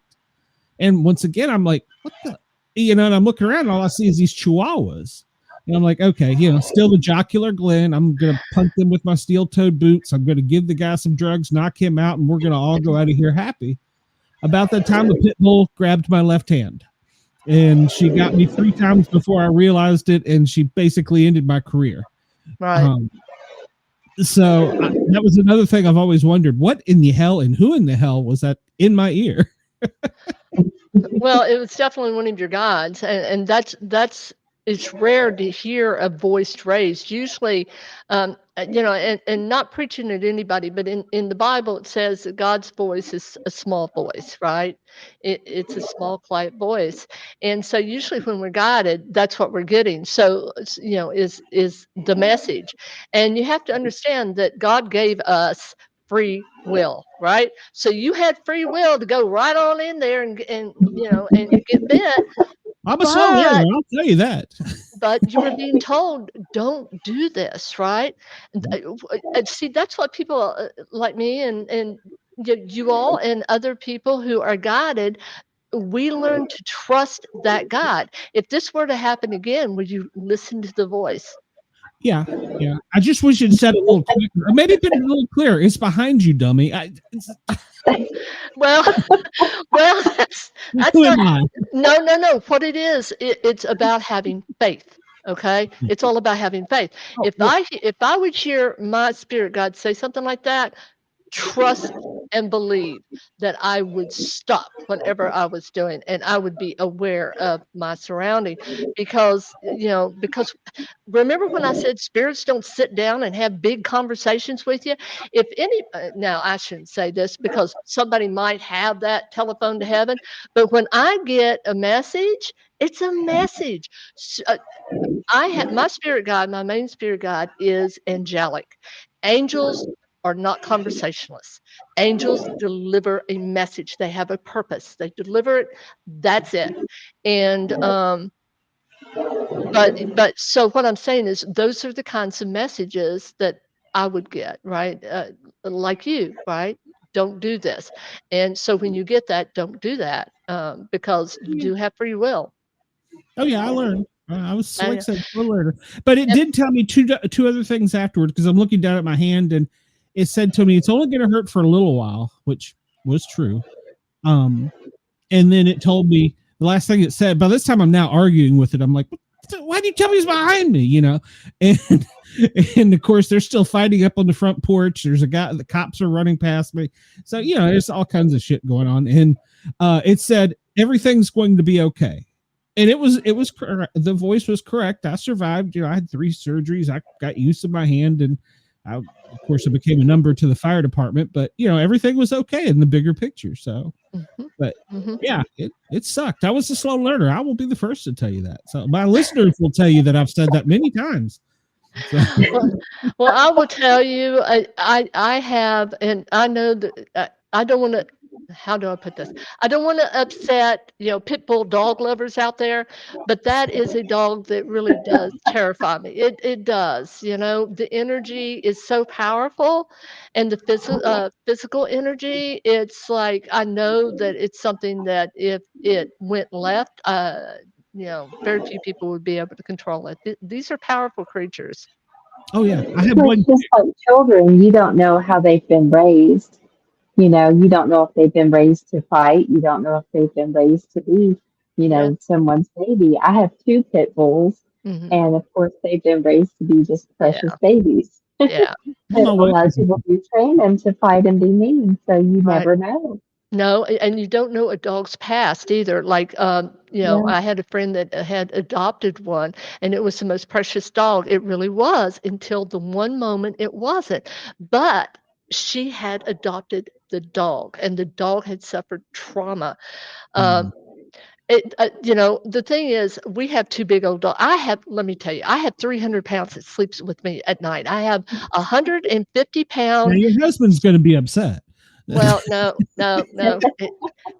I tell you what, I hit the jackpot. I have got the most handsome, the most beautiful, inside and out human being, man that anybody could want. And yes, you can tell I adore my husband. That's but awesome. Let's get back to the dogs.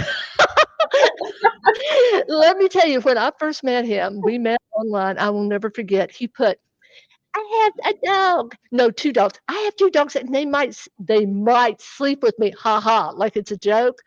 Okay, so now we've got a 150-pound Gertie. She is a Greater Swiss Mountain Dog, and we have a 90-pound half German Shepherd, half Whippet, which is like a skinny German Shepherd that looks like a greyhound.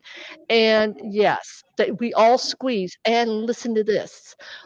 When we're all squeezed in, we're finally asleep, then the cats come out. We have 2 black cats. One sleeps on my head, one sleeps on his head. We are a pack.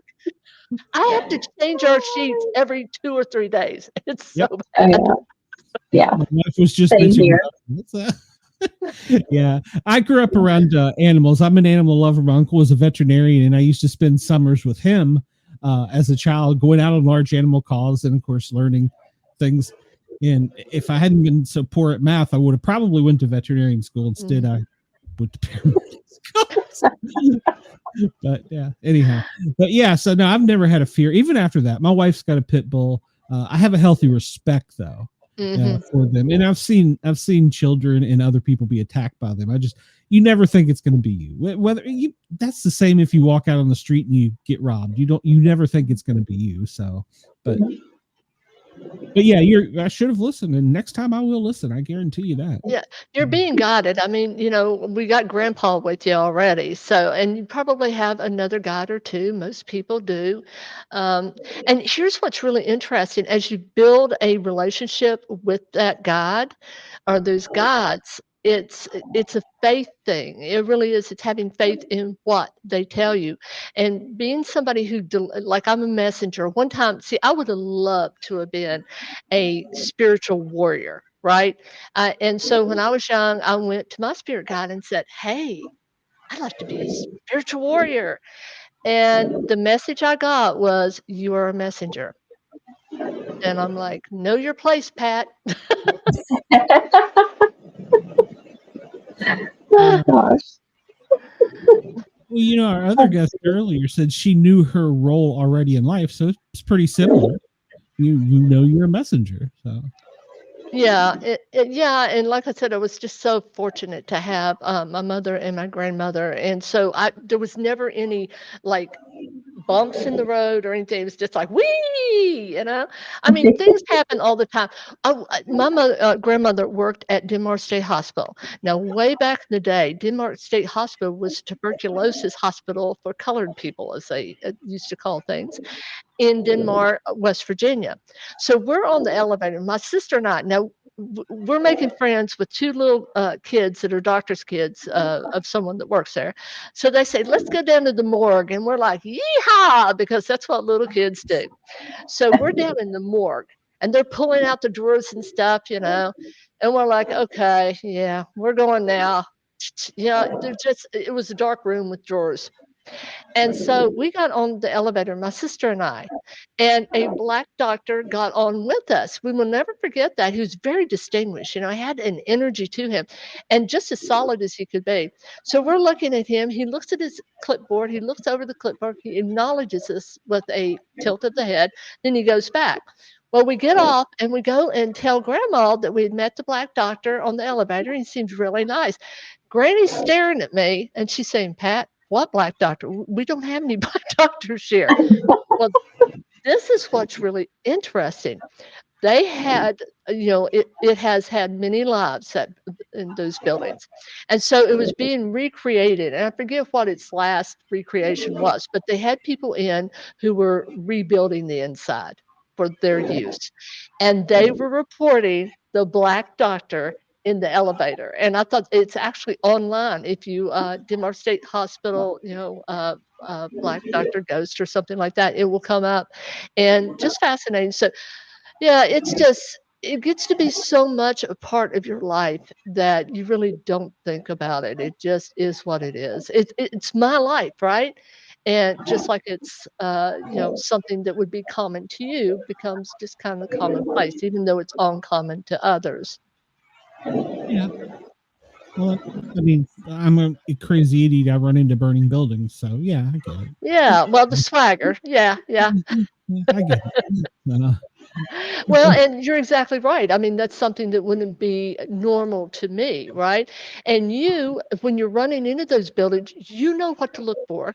You know how to prepare for that, you know, so that you have the best chance of survival. Someone like me, how much time do we have? Because I don't want to go over for you. Okay, I think we have You're time good. for this. You're good. Whenever, okay, I'm going to give you an example because people have to know if there's light, there's darkness, there's male, there's female. There's always the duality of everything in the universe, or most things in the universe, correct? Certain things that matter. So when we start talking about energy, positive energy, God, the angels, you know, all of the good things, then we have to look at negative energy, whatever you want to call it, the devil, negative energy, whatever the names are in all of our languages on earth for negative energy. There's always this balance. One time I was actually called by a young man, and he said, I know your daughter, and she knew me, you know, in school, and she was very kind to me when others were not so kind. And I'm like, oh, the mom thing. And he said, I understand that you're a psychic and medium. What can you tell me about myself? That minute, I was standing in hell. Again, claircognizance, knowing. It's dark. It's like there's this spotlight above me, and so it's lighting, right? And it's a burnished black granite is what it felt like and looked like. But at the end of that was darkness. It was nothingness. This was the gateway to hell. And all of a sudden, I'm pulled back and I'm back in my body.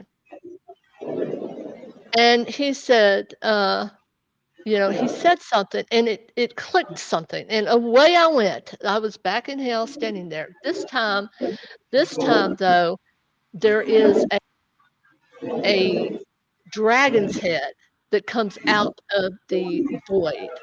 And I'll never forget this. It starts to go back and forth. The head goes back and forth and it opens its mouth and the mouth is yellow and the tongue is red. And it screamed its name. It said, my name is Labaya. And I don't say names of power like that. I never say a demon's name, okay? It's like leaving breadcrumbs. Remember that. All right.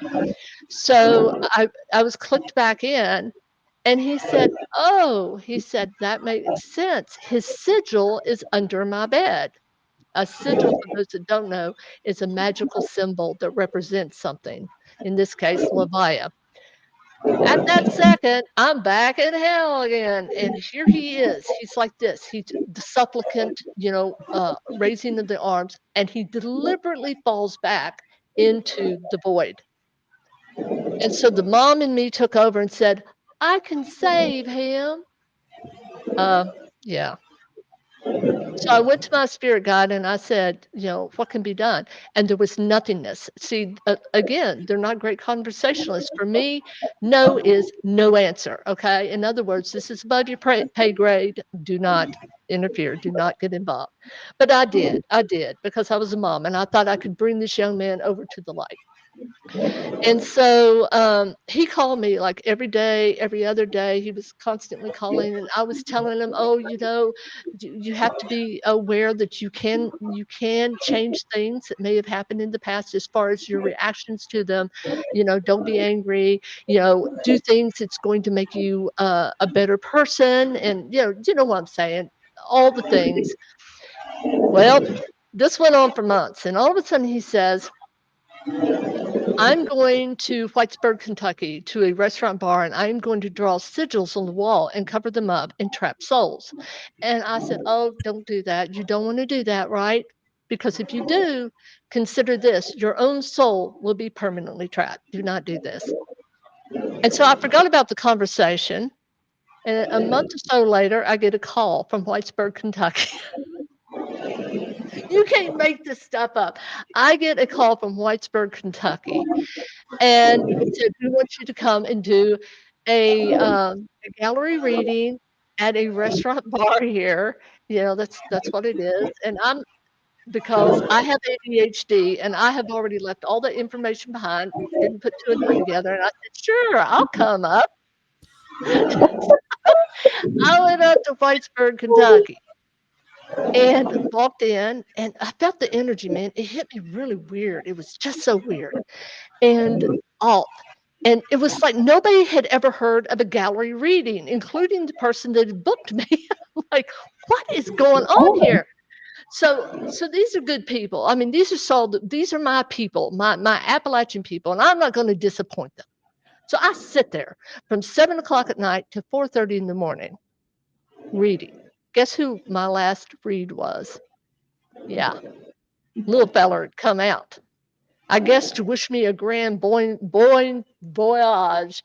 So I leave 4:30 in the morning. I'm driving away, and if anybody knows anything about Whitesburg, Kentucky, there is absolutely nothing on that road between Whitesburg and Norton, Virginia.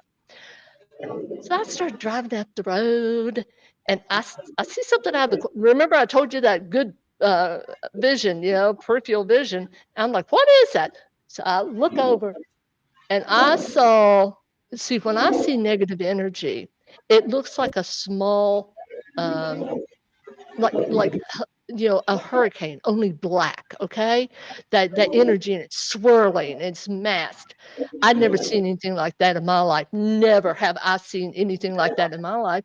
So immediately I get physically sick. So thank goodness there's a bag on the floor. So I'm driving because I'm not about to stop. Get that bag, and so I'm sick all the way down the road.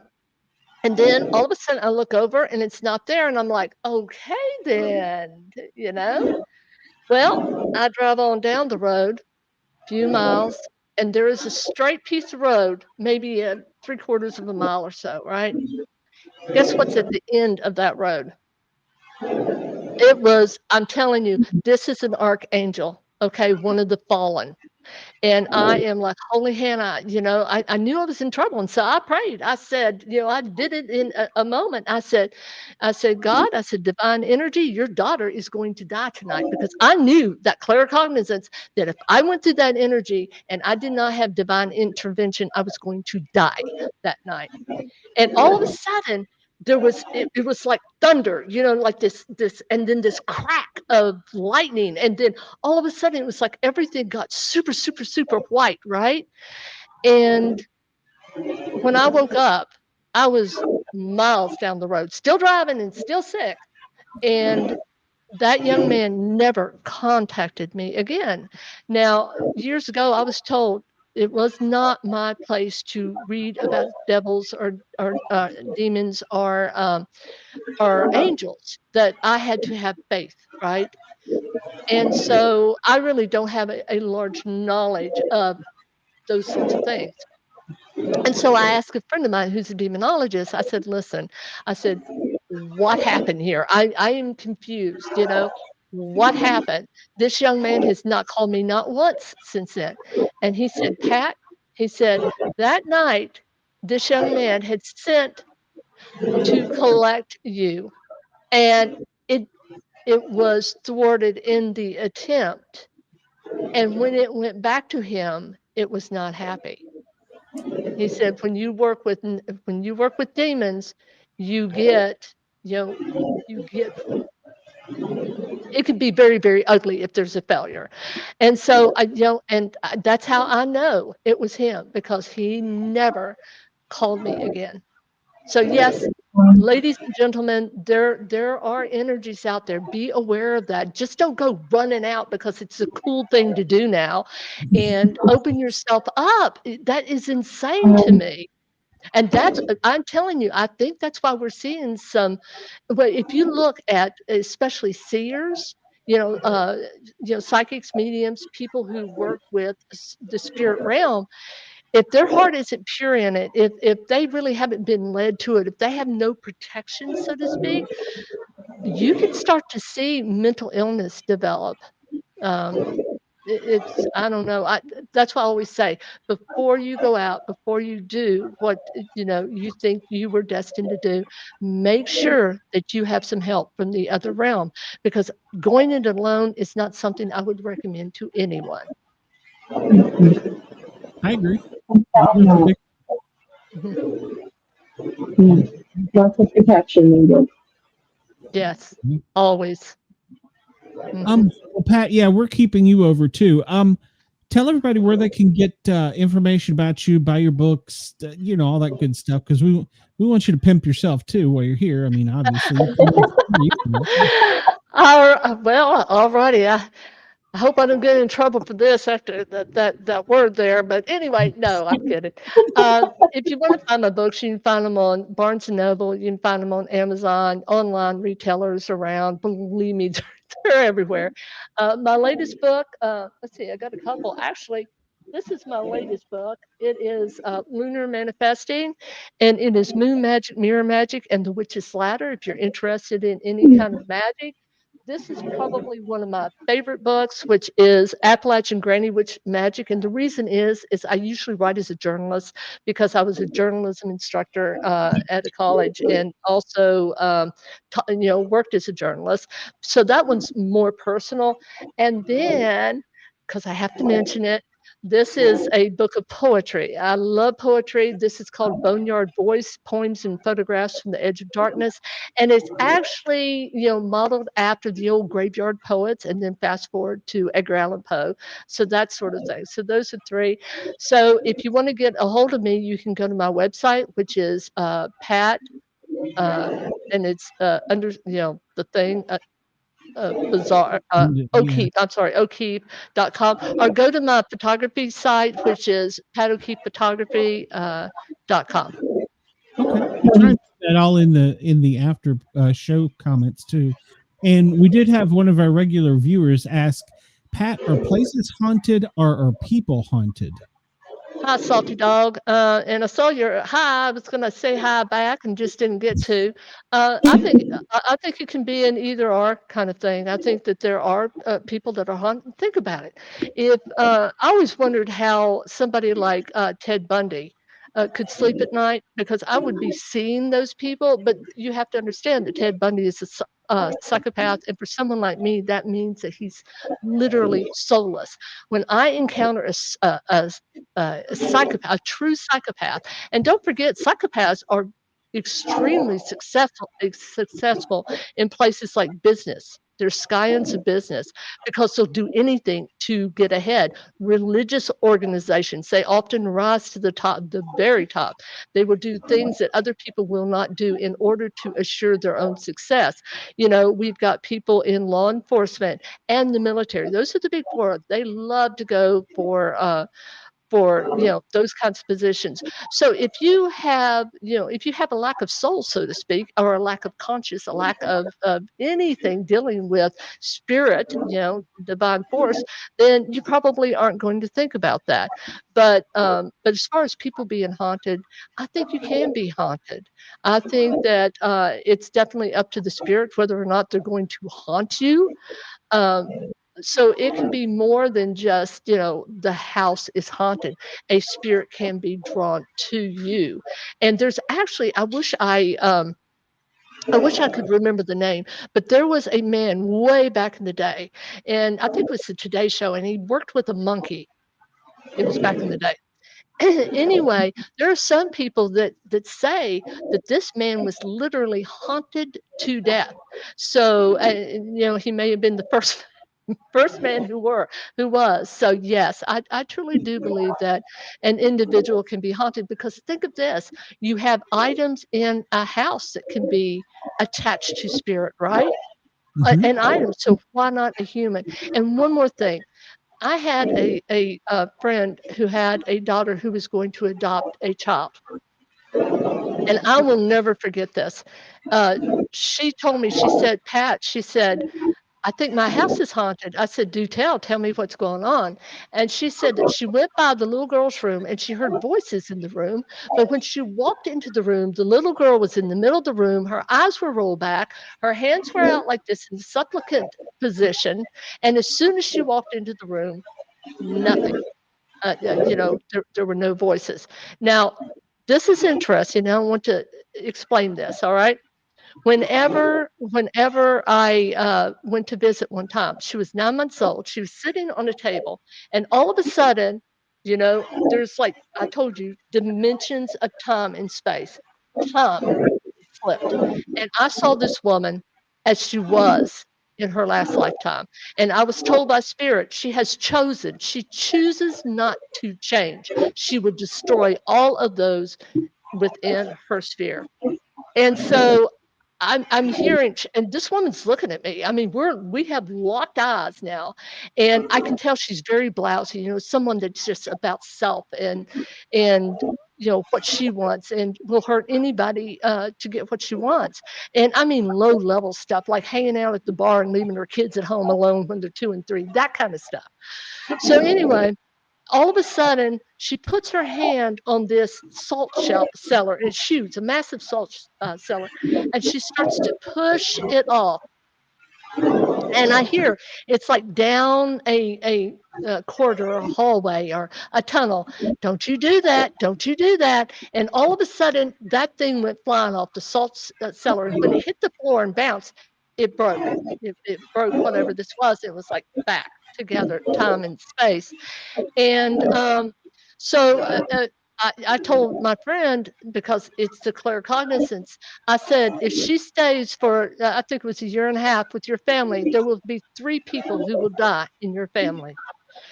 And 2 people died before the child was, the family that had originally had her decided they wanted her and went to court and got her back. And so there were 2 people in my friend's family that had passed, and one so tragically and so weirdly that, I mean, and I don't want to go into that. Yeah. So what I'm saying is, there are so many dimensions to the paranormal levels, and we cannot wrap our minds around them. So a haunted person is a very easy thing. If a doll in Annabelle can be truly haunted, then believe me, any of us could be haunted. Yes. Wow. You're going to have to come back. Oh. Thank you. I take that as a compliment. Well, no, I mean, you're my people, so yeah, you got to come back. Yeah, we love the unusual, don't we? Yes, love that. Yes, and I know Amanda does too.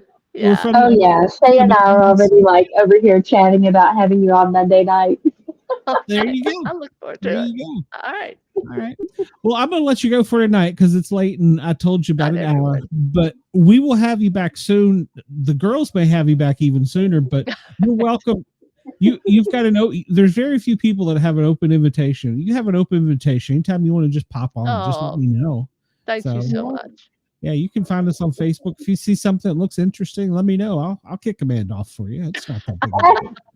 Now we I'm gotta have glad we get Amanda. for Pat. Love you guys. Thank you all so much. All right, Love Pat. you Have a too, great Pat. evening. Thank Thank you. you. Bye bye. Bye bye. Bye-bye. Oh, It oh, was a she's great show. great. She is. Yes, She is. And she's so dang knowledgeable. yes. I Yeah, mean, I could talk to her like for hours on end. oh, I don't even think I opened the first 5 pages of questions I would have for her. You know? Right? Yeah. So, oh, Salty, you're come back on Monday night and we'll see if we can get you an answer on that. I guess it was a little delayed. But yeah, come back on Monday night. We'll try and get you an answer to that. Shay or Amanda can look into that for you. Are we the victims of a timeline jump? That's a pretty common question here recently because of what's going on. So Yeah. that was a great show. Salty, you're killing it. Thank you for being here. Yeah, thank you. My allergies were just killing me. I was just struggling. I know I've been having like my eyes are watering, my nose is starting to run. I think it's where it's starting to warm up. Yeah. So Yeah. well, let's see. We've got a Misfits on Saturday night. Oh, thank you, Chris. Chris said she was fascinating to listen to. So we have a Misfits on Saturday night. Salty, go tell all your salty friends and come on over. Chris, bring your friends. So yeah, we have a Misfits Saturday night. And then, of course, if you don't know, I'm doing the daily show now at 1:00 Eastern. And it's just basically, it's not political. It's just kind of what's going on in the world. It's not, but it's not world politics or anything like that. You can get that on Fox, CNN, or wherever. So I'm not interested in that. So, but yeah, come over, check it out, and I will get sidetracked and rant. So yeah, Chris rails me. So, but yeah, so we've got that coming up tomorrow morning. I'm also, if you are not into listening to me talk on forever, I'm on the Thinline Rock Station, www.thethinlinerockstation.com from noon to 2 o'clock tomorrow Eastern time, playing music and telling tales in between songs. So you can check that out as well. And yeah, it's yeah, Chris says, check out Glenn's Daily Show for a kick-ass relaxing wind map in 3D glow. I think it's pretty damn amazing. So I could just sit and look at that thing. It's pretty damn amazing. So I try not to preach the fake news sometimes, but I did kerfuffle some fake news early in my show. So he's not listening to me, I know. So but yeah, we have a good time. And so yeah, check it out. Amanda, I know you're busy at work and you can't, but I wish you could. But I try to sneak it in there. Tell your boss you need your lunch break from 1 till 2, so it's all good. So, and Salty says, you are of this realm in the best way. See, Salty's not that bad. Thank you. Thank you. He's killing me. I'm just me. What you see is what you get. That was the problem. He was killing me earlier. All right. I love you, fans. You are amazing. Thank you to Yerg's Radio at yergsradio.com, Rainbow Radio, of course, the Bigfoot Radio Network. We will be soon, all of the shows will soon be on Radio X in Australia. We may, in fact, already be on the Florida station. Damn it, I still haven't looked up your call signs. I'm so sorry.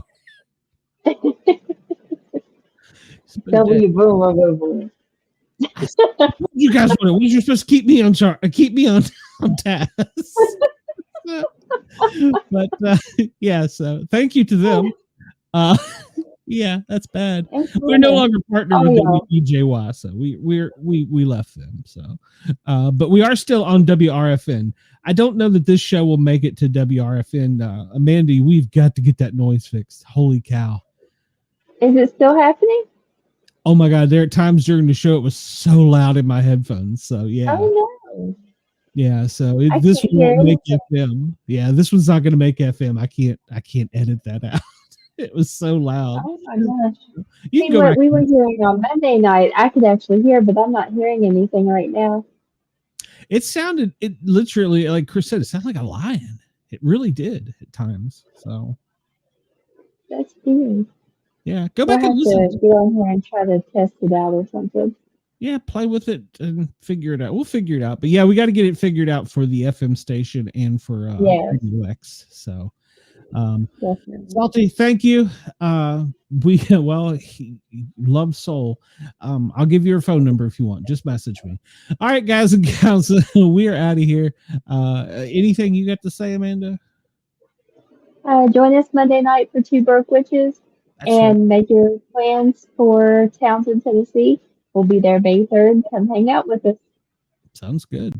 Yeah, we're going to catch Bigfoot while we're there. I am. I don't know if you are. Right. That's the whole goal.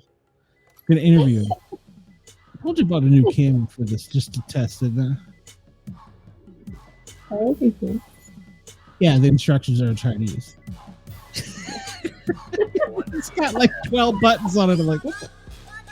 Oh my gosh. It wasn't Timu. Everybody have a great night. We will see you soon. Bye, guys. Bye. Good night.